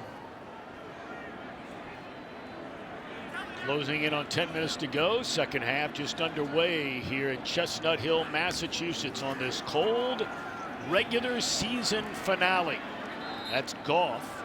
And another penalty flag comes in. I don't think we've gone 3 plays in this game without seeing a penalty flag come in. Face mask, defense, number 96. 15-yard penalties at the end of the play. 1st down. And that's a 15-yarder on Cam Horsley, who's playing in his final game. This is his 54th game. Again, Joe Marinaro, as that ball rolls back, Marinaro's the unblocked backer, and yep, get him right there. Horsley, that is. He flashed that very first play of the game. Haven't called his name since, but an awfully productive anchor in the middle for this Boston College defense. So an automatic 1st down, and across the middle, Mumfield the reception. And he has a first down inside the 15-yard line. So Pitt on the move with a chance to get even closer. They're down by 10. They love the way Williams can separate and run routes. No better route to showcase that skill set than the deep over, able to run away from a linebacker and find space underneath the safety. Goff takes a pitch, and he is wrapped up and thrown to the deck by Donovan Ezaraku. What a year he's having. Tied for first in the ACC, second in all of the FBS with 13 sacks. Well, we saw, the second game of the year, we saw Mike Green from Marshall. And, we said there's a guy that's going to play in the NFL. He leads the country in sacks with 15. We've seen some good rushers, too. Ole Miss, I believe, leads the country in sacks, too. We had them. Yep. They're active. Pitt's another defense like we talked about in the first half. They get sacks. Second down at 11, and the catch is made, and still on his feet inside the 10, and down to the 5-yard line is Bartholomew. So he had a touchdown earlier in the game after he dropped his first chance tonight. This is a nice, nifty move here. A little bit of a screen action, too. I was thinking about that at halftime. For all the pass rush comments we've had, hadn't seen a screen in this game on both sides. That being the first one, little creative wrinkle. Little tight end leak action, getting Bartholomew another touch. It's third down and 2. This is where you'd really like to have Derek Davis Jr. back. Their big back, 205 pounds. Instead, you got the true freshman back there. They're only averaging 2 yards per rush. And a little inside pitch, it'll go for a touchdown. That is Bartholomew, who just made the play a moment ago to get him down there. And a point after away for the Panthers to draw within a field goal. I referenced it earlier, the shovel pass as we see the ace ump cam. This used to be a staple in the Pitt offense when Pat Narduzzi was first head coach, years 1 through 3 or 4. Finding a way to get your playmakers involved, a screen pass, a shovel pass, whatever it takes when you're outmanned, when you're thin at the offensive line and running back spot, banged up quarterback. Pitt is finding a way. Sauls for the point after. It is good. What a career for Bartholomew. Senior Nats, and back-to-back completions to the big tight end. Bartholomew, one on the shovel pass for the touchdown. And it's a 3-point game. And it looks like this one's going to be brought out by McGowan. And he is stuffed right at the 17-yard line.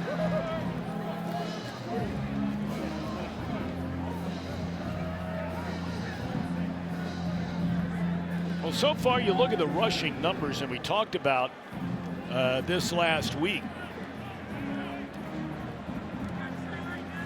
And how well BC ran the ball and how well Louisville ran the ball against this Pitt defense. BC only with 103 rushing yards in a game. Kai Robichaux only 12 carries on the day.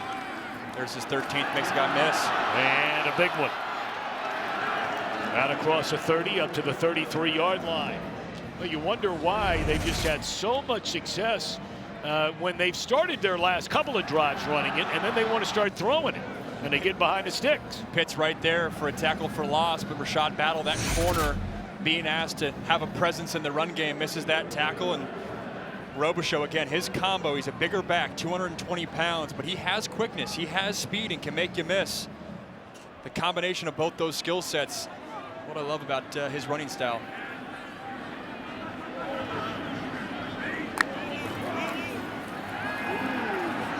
Throw it on first down, and it's underthrown.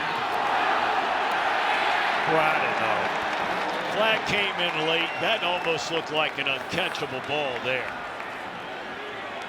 That's exactly what Luke Kuechly was talking about in that first half. Defender not able to get their eyes back. Boston College ran this same route last week versus North Carolina, exactly to Reed Harris.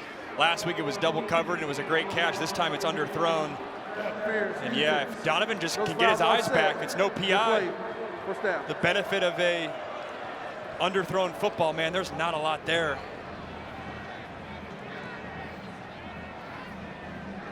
I'm wondering if they picked up the flag here.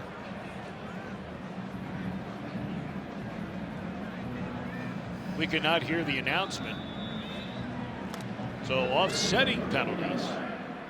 So we'll do it all over again. It was holding and then the PI. So a first down from the 33-yard line. Jordan McDonald checks into the game. And still on his feet, bringing a couple of defenders with him. And he's out to the 38 for a gain of 5.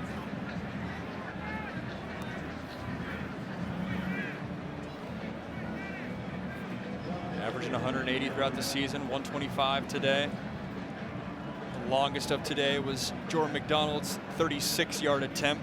That accounts for a huge portion of that. As we creep into closer to the fourth quarter, that's where the BC identity and this offensive line, 145 career starts coming into this game, multiple running backs, and a banged up Pitt defense. That's where you have to think the run game could wear them down. Looking for the same play they ran a moment ago, and the same result as a moment ago.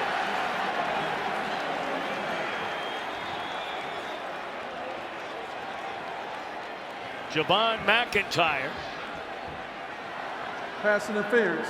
Defense number 7. 15-yard penalty. First down. Is whistled for pass interference. You said it, Tom. Literally the exact same play. Same exact route concept on the outside. It's called a deep V route from Reed Harris. You act like you're going on a post and then dart for the corner, and then you have a flood route by Lewis Bond underneath him, along with a play action fake. It's a tough assignment for a safety like Donovan McMillan. Have to step up with your run responsibility, and then you have 2 receivers running full speed down the field. Interesting to see if they come back to it a third time. Pitch it to McDonald, looking for some room, and just not much air. That's a good play. Coming up into secondary by Rashad Battle. Senior out of Atlanta. Missed all of last season and only played 3 games a year before that. And he's come back through all the injuries and started every game this year. Good for him. It's a Pitt secondary. It's had a lot of production in recent memory under Pat Narduzzi, DeMar Hamlin. You got Avonte Maddox before that. A bunch of safeties out there. Jason Pinnock's in the NFL. It's a developmental secondary that when guys get later on in their career and they're called upon, they're going to be physical and they're going to battle. Fake the run to McDonald and throw it to McDonald, and coming up and staying with him the entire play was Braylon Lovelace. Lovelace, another guy. I mean, huge future for him. He has just had an outstanding sophomore season.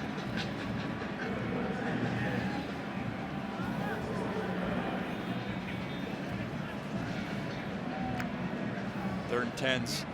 Bill O'Brien, for not the scenario you want your quarterback, Grayson James, to be in. Obvious passing down. With all this pressure from Pitt, though, wonder if they try to find a way to get to a screen. You saw Pitt get to a screen last possession. Can BC do the same? They were a 4-man rush. Holds up pretty well. Now James flushed out, looking around, and just throws it up in the air. And look at that! Able to come racing out of nowhere and making the catch is Jeremiah Franklin.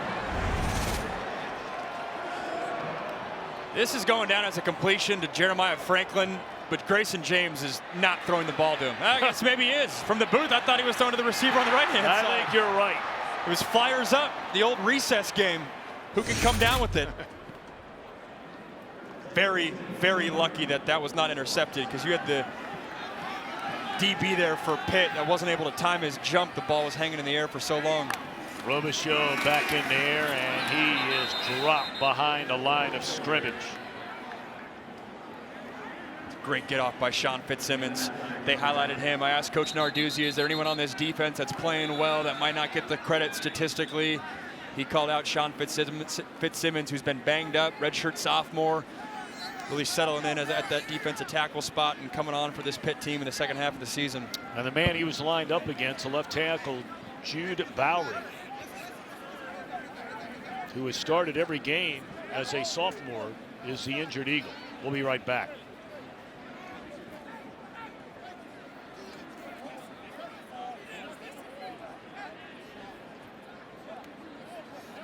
So 71 there was your left tackle.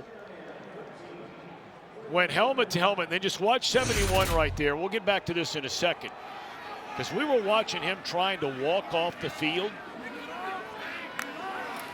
As here comes a blitz, and sacked is James by Nate Matlack. This is Jude Bowery a moment ago. Watch him. 71 right there. And what's scary is that, yeah, nothing, you know, he just falls over.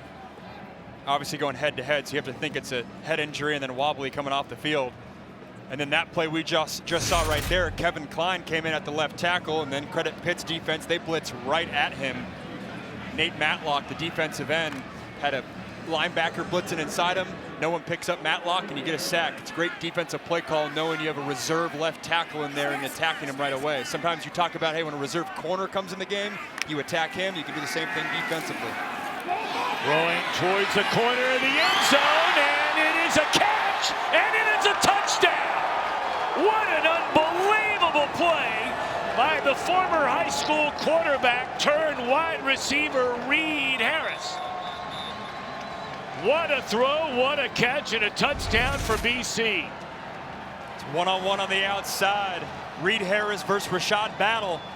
Ball's a little inside. Good thing he's got that wingspan. Reed Harris in that big frame, which we've talked about multiple times today, going up and getting the thing, rolling over so the DB can't punch the ball out, secures that ball, had a fade just like this last week against North Carolina for a touchdown, comes down with another one today.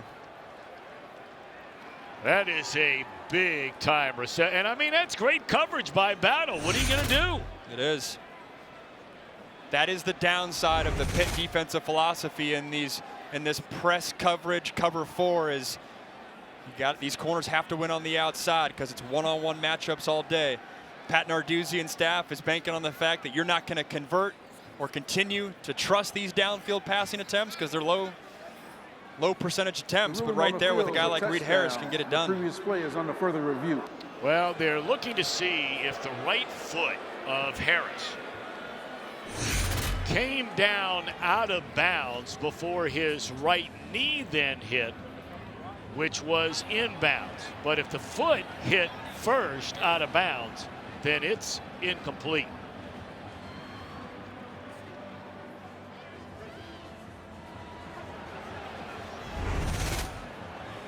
So we'll see the foot. First glance, it's coming down simultaneously with the shin. Well, Mike Mothershed, you're looking at the same thing we're looking at here. The ruling on the field is a touchdown. What do you think?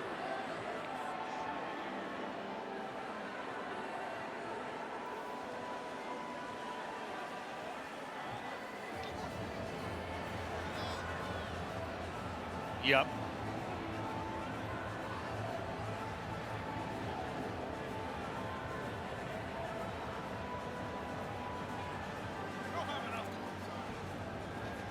Benefit of wearing white cleats and a white ankle spat job.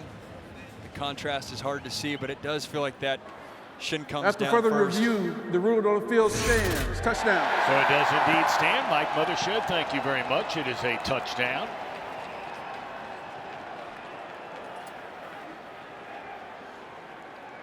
Tell you what, this young man's got a chance to be something else. He is a redshirt freshman, Reed Harris. We brought up earlier, you know, he had a couple of big touchdowns early in the year. He had a 72-yarder against Duquesne, then a 67-yarder, and a very close loss against Missouri on the road. And that makes it a 27-17 game. Let's go back to the studios in Mike Ham. Michael?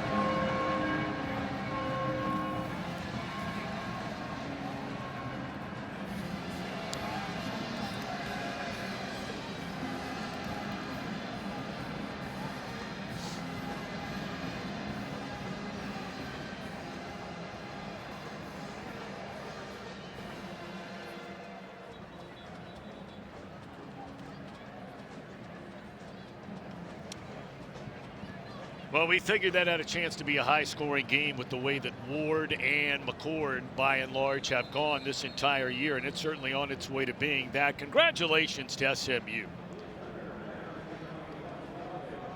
Ranked number 12. That game will be in Charlotte a week from tonight, 8 o'clock Eastern time. I believe that game is on ABC. Clemson's loss coming out of conference for South Carolina today is not insignificant either, because the path to try to get 2 teams in the CFP from the ACC perspective, in that context, you need Miami in there to have a better shot at it at least. Yep. Johnson brings it out to the 25. And Mike will keep you updated as that one continues to roll along. There'll be another big game later on tonight in the SEC. That will be Texas against Texas A&M in College Station. The winner of that game will play Georgia. How about that Georgia game last night? Oh, back and forth. The 2-point conversion fest. You like that rule? I don't mind it.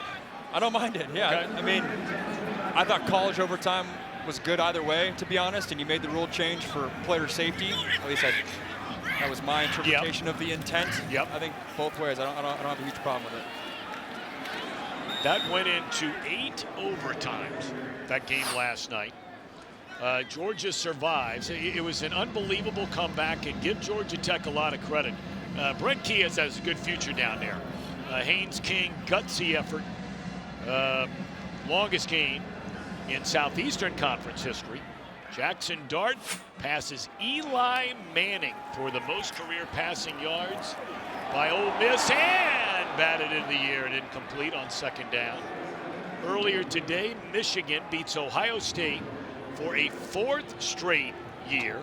Now, Ohio State's going to go to the college football playoff, but as you pointed out, they'll drop way down from where they were. And if Penn State beats Maryland, I believe it is today, Penn State would play against Oregon in the Big Ten championship game next week. And again, that 5 seed's awfully attractive, matching up against a 12 seed, likely the Big 12 champ, and then your 2nd round game would be against Boise State rather than one of the big boys. And Arizona State will be on its way, rolling over Arizona. Here's Yarnell, and the ball is loose. He fumbled it out of bounds. He wasn't going to get the 1st down anyway. So Pitt will be forced to punt. I thought Yarnell could have picked this up when he first broke through the pocket, but instead he kept leaking out to his left. Ball's on the inside arm. Easy for that ball to come loose. Credit Carter Davis for poking that out. But again, when Yarnell first stepped up, I thought he had a window to pick up that 9 yards, dive and get the 1st down. I wonder if his health or maybe some of the pain that he's working through, mentally had him stay as a passer, work to his left, and not able to pick that up. Isaiah Ferris waiting on the punt. Caleb Junko, and fair catch at the 29-yard line. 10-point lead, and with the football, BC. You can't get enough Trivial Pursuit, you say. Big game over the holiday, right? Thanksgiving. Host LeVar Burton has you covered. Catch a brand new episode. Special night, Monday night Eastern, 7 Central, right here on the CW. Is the Brenneman gang a big board game crew We were at a Thanksgiving? long time ago, not as much anymore. Kids like coming home, hanging out with their college buddies now. You know what I mean? Yeah. They don't have time for us anymore. I'm a big Settlers of Catan guy. Perudo, Liar's Dice. I've never heard any of those. We got games. it all. We'll have to bring it out one of these road trips. Maybe we'll do it on the Arizona Bowl. There we go. We'll invite Snoop Dogg over. Since he's going to be there, we'll invite Snoop Dogg, Dr. Dre, and Martha Stewart over for a little Trivial Pursuit. I don't know if you can name a better Liar's Dice crew than that. That'd be good. Calling Martha Stewart out for trying to fib on Liar's Dice. Love it. And for those of you wondering, what in the world are they talking about? We have the Arizona Bowl here on the CW. Gin and Juice Bowl, right? Yup.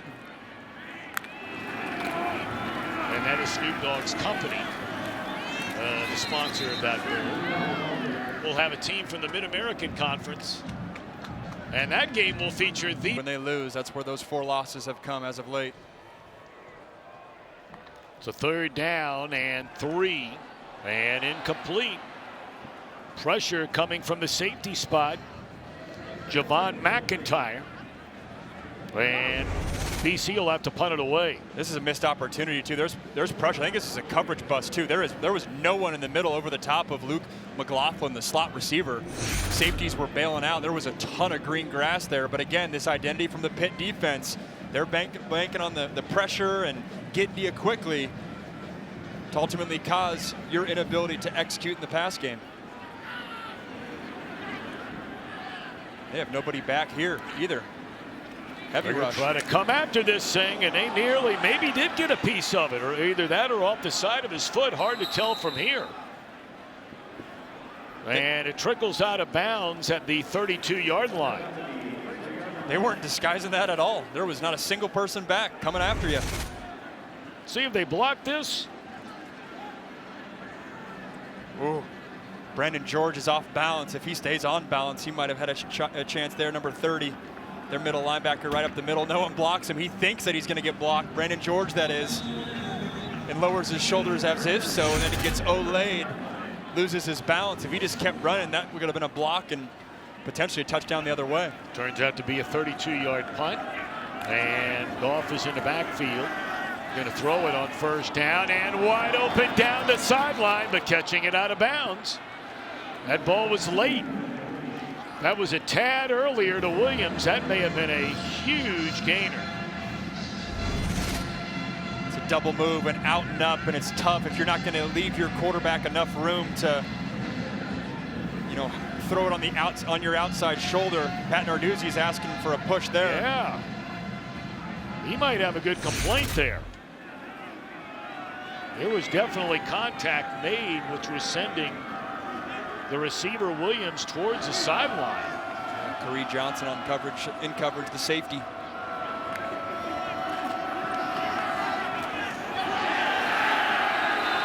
That'll go down as a sack.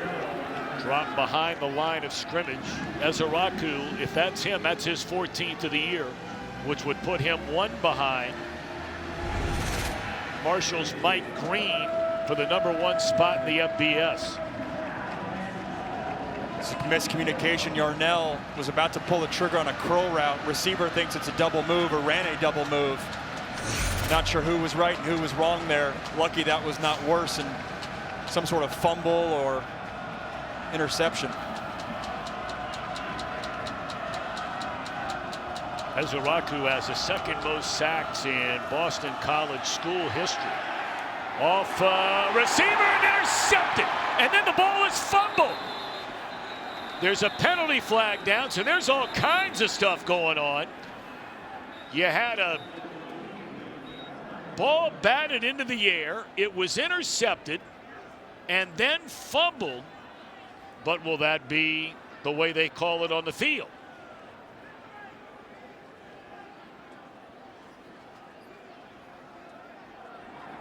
Well, the early signal is a penalty against Pitt. But of course, that penalty would be declined if indeed it is an interception, then a fumble, and a recovery by Boston College. Pass interference, offense number 86. That penalty is declined. 4th down. They're saying an incomplete pass. Okay. Boy. Seen 5 guys out in the route concept, but trying to get Bartholomew over the middle. He's been their guy this second half. Just tight coverage across the board. Yarnell stepping up. Offensive line's trying to hang in there. It's Joe Marinero on the coverage, and lucky that wasn't worse. Stat that's really sticking out. Pitt rushing today, only 36 yards. It's been an offense that's really one-dimensional the entire game. Guess they thought Davis did not have it long enough to make a football move. And Ferris is dropped right inside the 20-yard line. So nearly an entire quarter to go. Pitt with a football and a 10-point lead. You're watching CW Football Saturday, presented of course at Texas in his second go-round at North Carolina. Tar Heels are taking on their rivals NC State, game tied right now. And no word on whether or not Mack Brown will coach the Tar Heels in a bowl game. They are bowl eligible already. Had to deal with a lot this last season. You're with your 3rd-string quarterback most of the year. The Tylee Crafts passing, which was incredibly emotional for that team. A lot to handle, and absolute first class. Was amazing to me and our crew all year long. Looking down the sideline and incomplete. Excellent coverage down there by Kareem Johnson.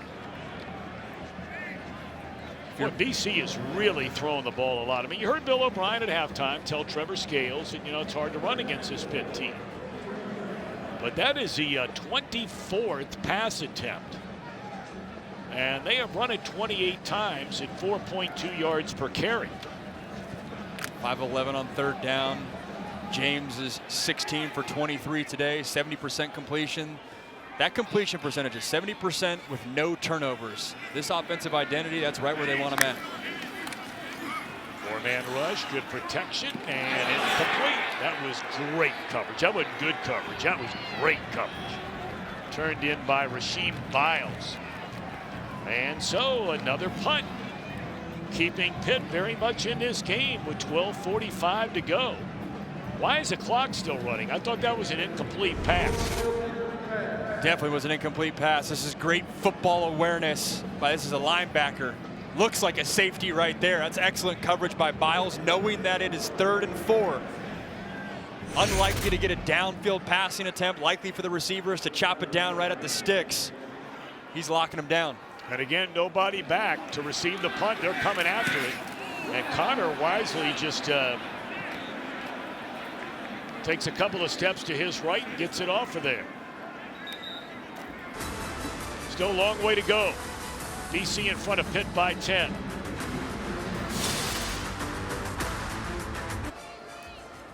On the 40-year anniversary to the day. Let's go back to the studio and Mike Yam.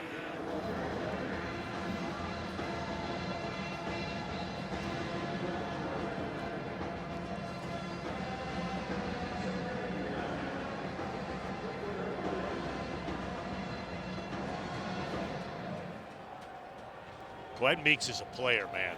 He's a stud. All sorts of ripple effects in that game. No doubt. Mumfield, a nice reception. Looks to be about a yard short of the first down. Brings up 3rd down and 1. If you're Pitt, you got to look to get Mumfield one-on-one. That's been the successful matchup today. That's his 6th catch. I believe that puts him right around 100 yards. And they do not get it on 3rd down and a yard. It looked like Omar Thornton was initially back there to slow down the ball carrier. And does Pat Narduzzi, you're down by 10. We're closing in on 11:30 to go. They're going to go for it. I think you got to. Likely going to get man coverage. Look to get crossers down the middle of the field based on their spacing. Doesn't look like they're going to do that. Maybe try to get a man-to-man matchup top of the screen.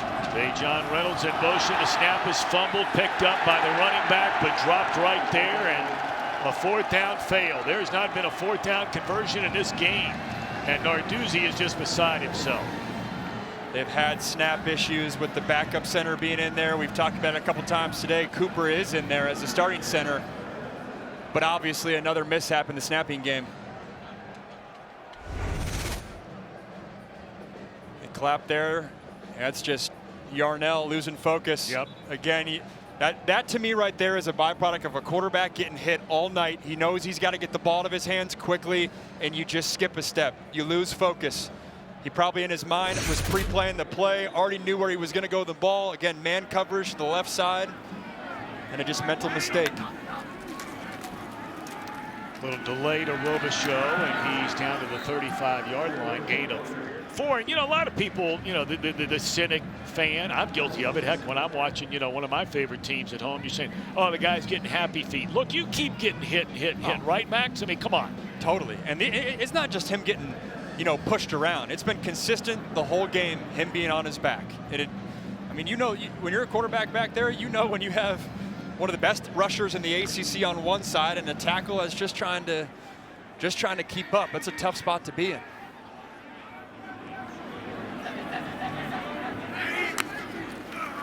Robichaux once more and keeps those feet churning, and he slips inside the 30. Needed to get to the 29 for a first down, and he got it. We see the ace ump cam just coming right at the Pitt defense. Big, massive humanity, leveraging that side. Experienced offensive line for Boston College, big offensive line too, across the board, all guys above 300 pounds. This is the part of the game where you're Bill O'Brien. You've built the identity of this team, being a run-first team. Like to cash in at this point in the game, wearing defense is down. Going to stay on the ground, Robichaux, and he takes a big hit, but hangs on to the football. Mercy. Sincere, Edwards. Nothing sincere about that. Let's go down to a guy knows about taking a lick every now and again. How about it, Trevor? Hey, but I like to administer them occasionally as well. Just to be clear. But look, to spin it back to what you were talking about with Nate Yarnell and how he was able to, or unable to, stay clean all day. The fact that Derek Davis Jr. goes down, an element of their pass protection, means just as much, right? That is another element that doesn't allow him to settle in and feel protected back there. Well, they fake the pitch to McDonald, then they throw it to him. He breaks one tackle, stays on his feet, stays in bounds, it looks like. As the clock is under 9 minutes, it'll bring up a third down. You're already in a 2-possession game.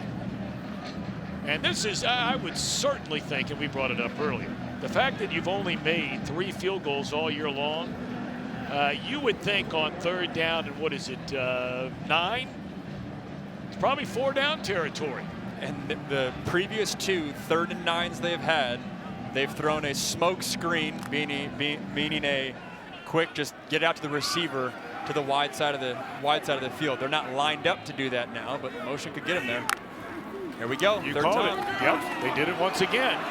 And this is going to pick up a decent amount of the yardage, as that is McLaughlin, who gets inside the 25, but he is going to still be a full 5 yards short. And they're keeping the offense on the field. Boston College gets that scenario again. It's 3 times in a row, 3rd and 9. You ran the same exact play. Watch the fake that screen, act like the receivers are blocking, and then release down the field for a go route and try to put this game away. Well, they convert right here. It's going to be mighty tough for Pitt, barring a fumble, scoop, touchdown, one of those kind of things.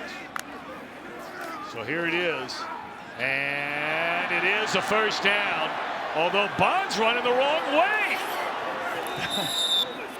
Coach is losing his mind. I'm not sure. Did he get there?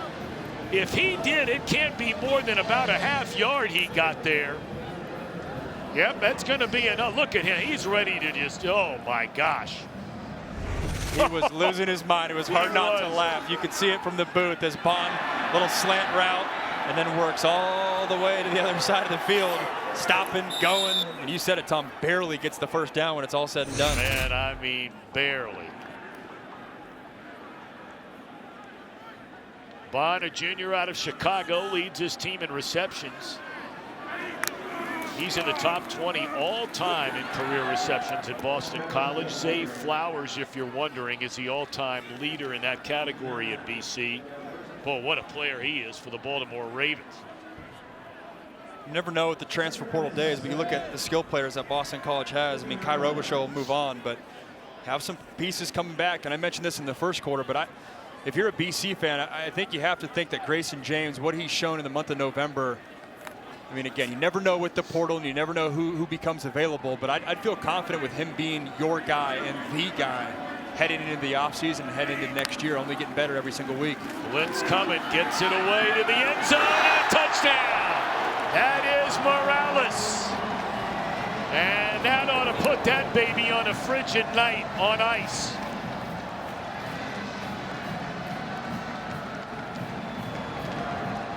Kamari Morales,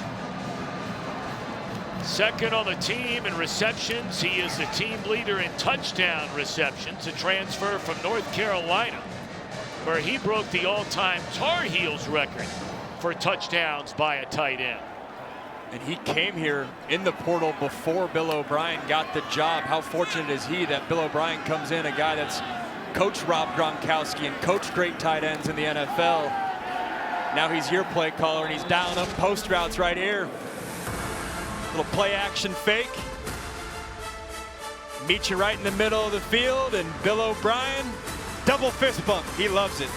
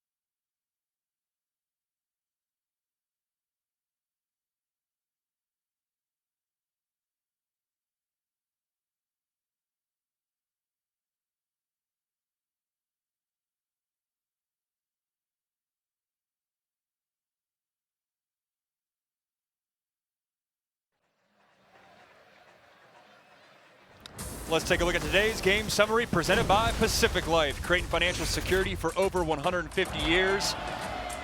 Pitt got Gavin Bartholomew, their tight end, involved. Little shovel pass touchdown, but BC responded with the fade route to Reed Harris, using that 6'5" frame to go over to the top, secure that touchdown catch. And the one we just saw, getting the tight end involved on BC's side of things, Kamari Morales going on the post route. BC separating in this ball game late in the fourth. Let's send it back to Mike Ham at our studios. Michael.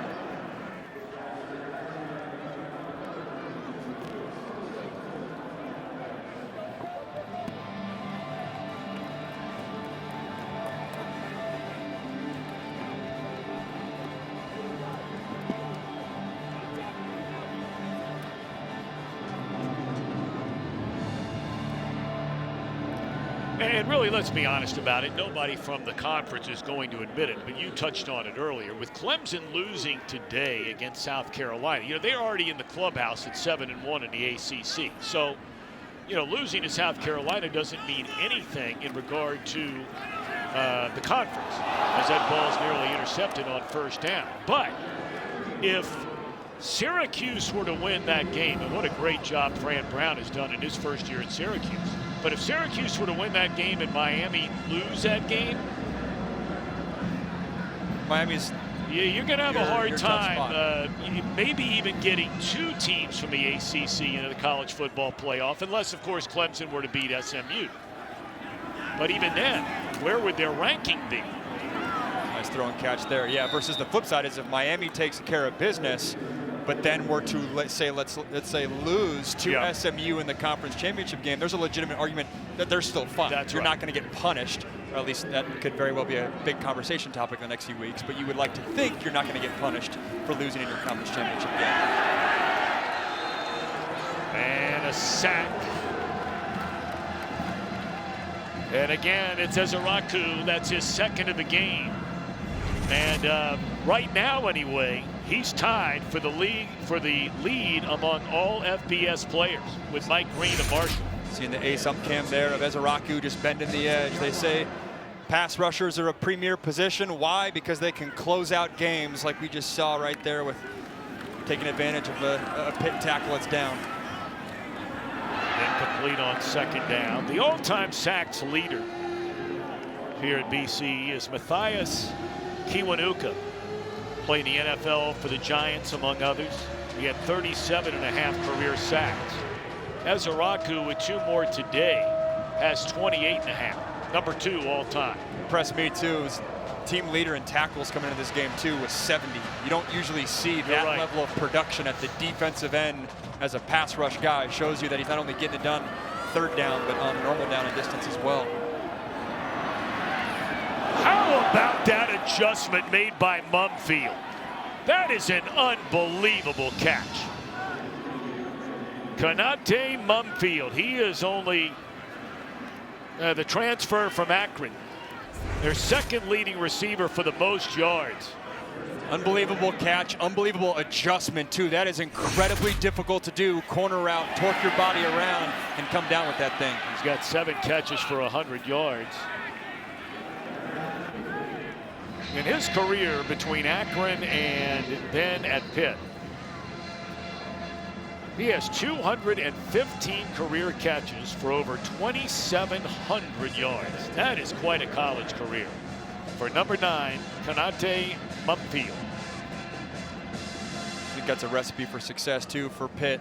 I mean, so much about their transfer portal stories, the guys that they lose. But if you're Pitt, you can go get some of the guys at Youngstown State, which they have, or Akron, some of the playmakers there. That's one thing, receiver-wise, they could use. Well, I mean, Yarnell took another huge hit. This one by Hutchins, who was shaken up earlier. The Pitt offensive line, they're battling, right? That's Ryan Baer, started the season at right tackle. Branson Taylor went down, their normal left tackle, who's an NFL caliber player, and just only so much you can do offensive line-wise. Hutchins jumped early.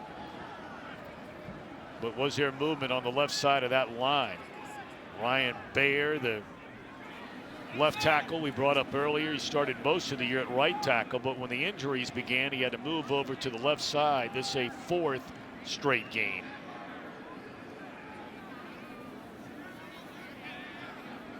Offside, defense, number 15, underbated to the quarterback. 5-yard penalty, third down. So that'll make it a little more manageable. You go from 3rd and 10 to now 3rd and 5. As you're starting to run out of time, 4:34 to go. And you're down by 3 possessions. Look at the stats. Pitt only 31 yards rushing. That is accounting for some of the sack yardage, but running back wise, only about 40 yards to speak of. One-dimensional all night, which in a different era of Pat Narduzzi, that's not the identity that they want to be. A little bit more explosive this year, but obviously not the case today. They're 1st and a half, 30-second timeout. Let's take a look at today's moments of joy, brought to you by IHOP. They provide plenty of joy. Let's put a smile on your plate. Let's take a look at the thick 6, as we call it. Oh, yeah. Little interception from Ty Clemens, that defensive tackle spot, and he is sprinting to the end zone. Fired up, earned himself some IHOP tomorrow. Tomorrow's a little bit of off-season mode. Last regular season game of the year. He's protecting that football. That's going straight in the man cave, right on the trophy shelf. I got a feeling that if they hang on to win this game, he's going to catch one of those 24-hour IHOPs. Oh yeah. And he oh might yeah. A little be, late night action. Knock down a double stack. Oh yeah. He's about to be I guess it's Thanksgiving, so I don't know how many students are on campus. Right. But Yes, that means it'll be a little less crowded over at IHOP. People are going to know McNinety tonight. Oh, yeah. He's still in there. I tell you, it's amazing how those big men can move these days, isn't it? We've seen that a few weeks. We've had 3, maybe 4 defensive linemen pick 6 touchdowns this season. Yeah, it's been amazing. Throw and catch, and once more, this time Johnson inside the 15. Clock continues to run. We're down to 4:20, and a first down for the Panthers. They take a lot of time looking over to that sideline, trying to get in. You have the communication inside the quarterback's helmet. They still like to do the signals looking over there. Yarnell And this will be a touchdown. That is Mumpfield. What a game he's having.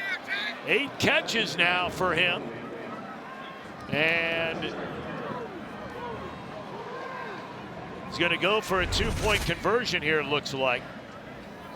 Glance at the ace ump cam, you can see Yarnell trying to find a window, working up in the pocket. Mumpfield stretches across the goal line. It's 2 back-to-back in-breaking routes. One with Mumpfield, one with Williams as well. Just finding a way to get open. All right, so a 2-point try. 8 catches in the game. And here's a 2-point try, and it's incomplete. 144 yards for Kanate Mumpfield. Transfer senior, grew up in Georgia, played in the MAC at Akron. And for Yarnell, man, this dude is battled. 22 of 39, 292, 3 touchdowns, 1 pick. The pick 6 on the tip ball. But he's clearly less than 100%, man, and outside of what, 1 play he missed in the game, 3 plays maybe? He's been battling.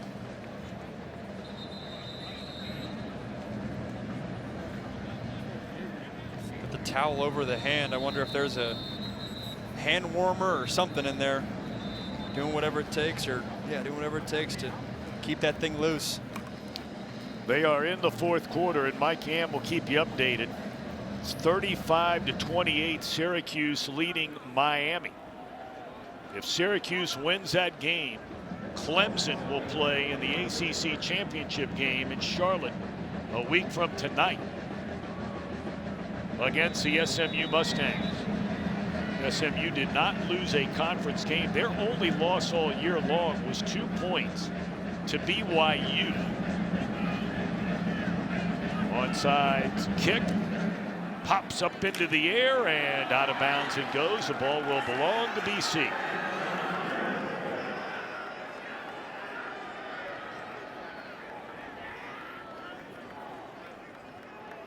Free kick out of bounds. Kicking team number 90. 5-yard penalty from the spot where the ball went out of bounds. It'll be first down, Boston College.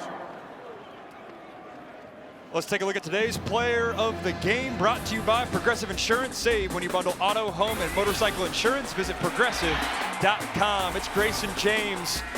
We came here a few weeks ago. He was the backup quarterback, not anymore, and really cementing himself as the guy here for Boston College. 2 touchdowns, no interceptions, efficient through the air, 20 for 28, getting the ball out of his hands quickly, and has really been a nice complement to this run-first offense, unlocking some of the downfield passing attack for the Eagles. Robichaux will take the handoff, and I would imagine we'll see Pitt start spending some timeouts. Or maybe not. After that failed conversion, you're down by 11, so you're still 2 possessions away. Been a long year for all of these young men. You forget they're students sometimes, Max. I mean, you played the game. These guys were here when nobody was hanging around. In the summer, you're starting 2-a-days in some cases. It's hot. You're getting hit. You go through the season, you start getting banged up. Now you're in the final game of the regular year, the final 3.5 minutes, and it's cold. And I'm not sitting here making excuses for anybody, but man, this has been a long year for all of these guys. It has, and it's been a unique year for Boston College and Bill O'Brien, the 8-ball, and he's got his first recruiting class coming up on Wednesday. You missed both the transfer portal, initial transfer portal window, and last year's recruiting class. So to do what they've done in year 1 behind the 8-ball when everyone else is able to use December and January. Narduzzi is unique. They have no one deep for the 3rd time in a row. They're banking on the fact of Boston College's snapping issues they've had in the past, putting the maximum pressure on them, forcing them to execute. And here they come, and he easily gets it away. And it will check up. Perfectly done. That'll be down at the 11-yard line. Well, let's check in back in the studio with Mike.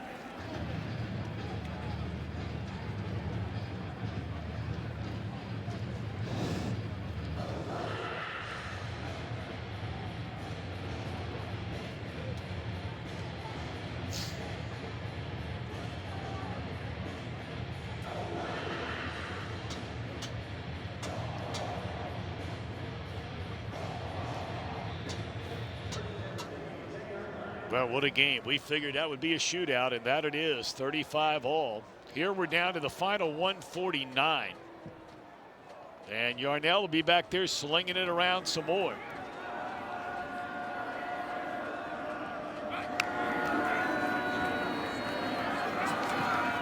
Catch and a big hit.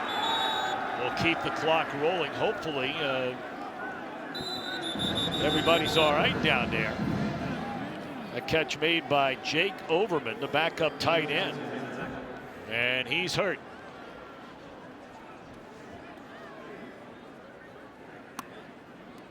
So while they take a look at him, you know, every conference wants their guys, right? I mean, there's no doubt about it. Big Ten, they had 4 of the top 10. Ohio State lost earlier today.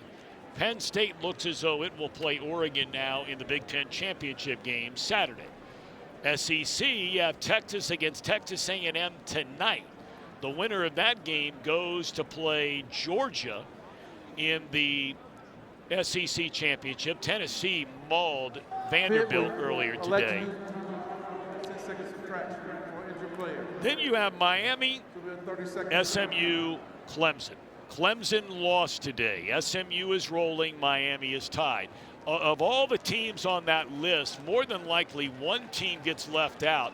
I think the team that hurt its chances the most by far is Clemson. Without a doubt, you know, losing that game, obviously they needed to beat South Carolina, not just in terms of getting a win, but to get it against an SEC top 20 opponent would have been big. And you look around the landscape of college football, the craziness scenario that could have played out to cause some of that shuffle of, you mentioned the Tennessee game, like you needed Tennessee to get upset. Yep. The USC Notre Dame game that's going on right now, there's still a whole quarter to play, but that's looking like Notre Dame's going to take care of business. If Notre Dame did not take care of business, they probably wouldn't have been on the outside looking in. The Georgia game last night, like if you're a ACC fan, you needed Georgia Tech to ultimately beat Georgia. So yesterday, or at least going into Thanksgiving weekend, you were thinking, hey, there's a scenario for a shakeup to happen, but so far through this Saturday, it hasn't happened. Looking for Mumfield, and in and out of his hands, incomplete. By the way, there was a 10-second runoff charge to Pitt a moment ago for the injured player with under 2 minutes in the game. Yarnell still slinging it. A lot of air on that ball, tight against the sideline, but giving his guys a shot. He's been battling all day. Mumfield, a career day today. 144 yards, his prior career high 123.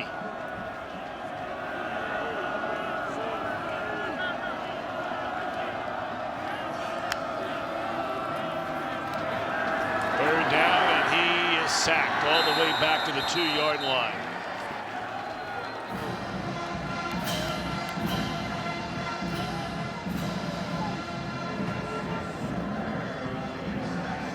I'm assuming it's Pitt that called a timeout. Yep.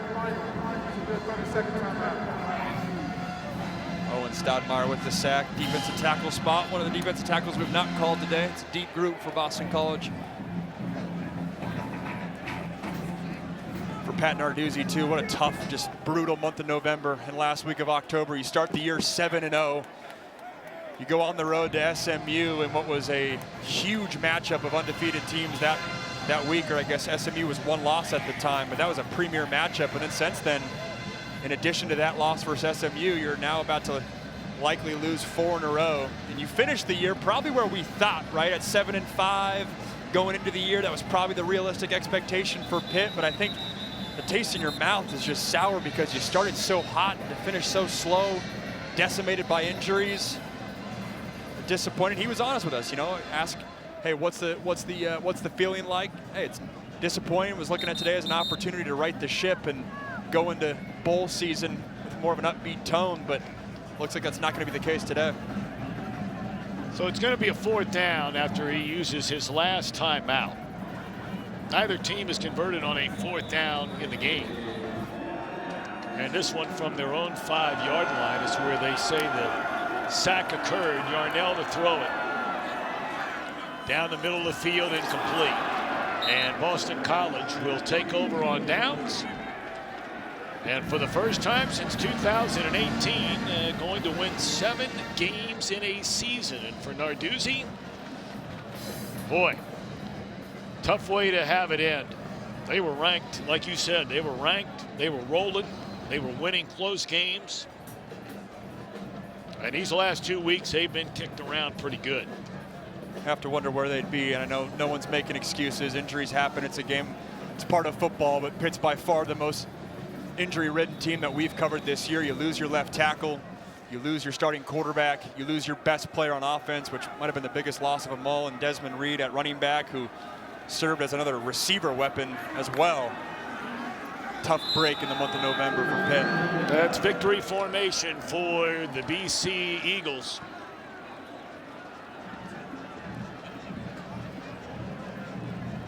I'd like to thank our producer, Scott Snyder. Our director is Lonnie Dale. And I'd like to thank our entire crew, starting with the boss, Rob Reichley, and everybody who's been out here in the freezing cold tonight. Those out here on camera, those in the truck that have been with us all year long. Spotter up here, Skip McMillan, and we've really enjoyed it. We still have one more football game left. We do, you and I together, and Trevor. We'll be doing the Arizona Bowl from out in Tucson on the 28th of December. But can't thank everybody enough for this opportunity. It's been a lot of fun. Trev looking good. It was a blast, fellas. Great regular season. A lot of good games in this ACC middle of the pack. Everyone beating each other. Fun season. Well, Boston College, 6 wins here at home. Congratulations in Bill O'Brien's first season as head coach, back on his home turf. Getting the win, 34-23. So for Max Brown, Trevor Scales, and our entire crew.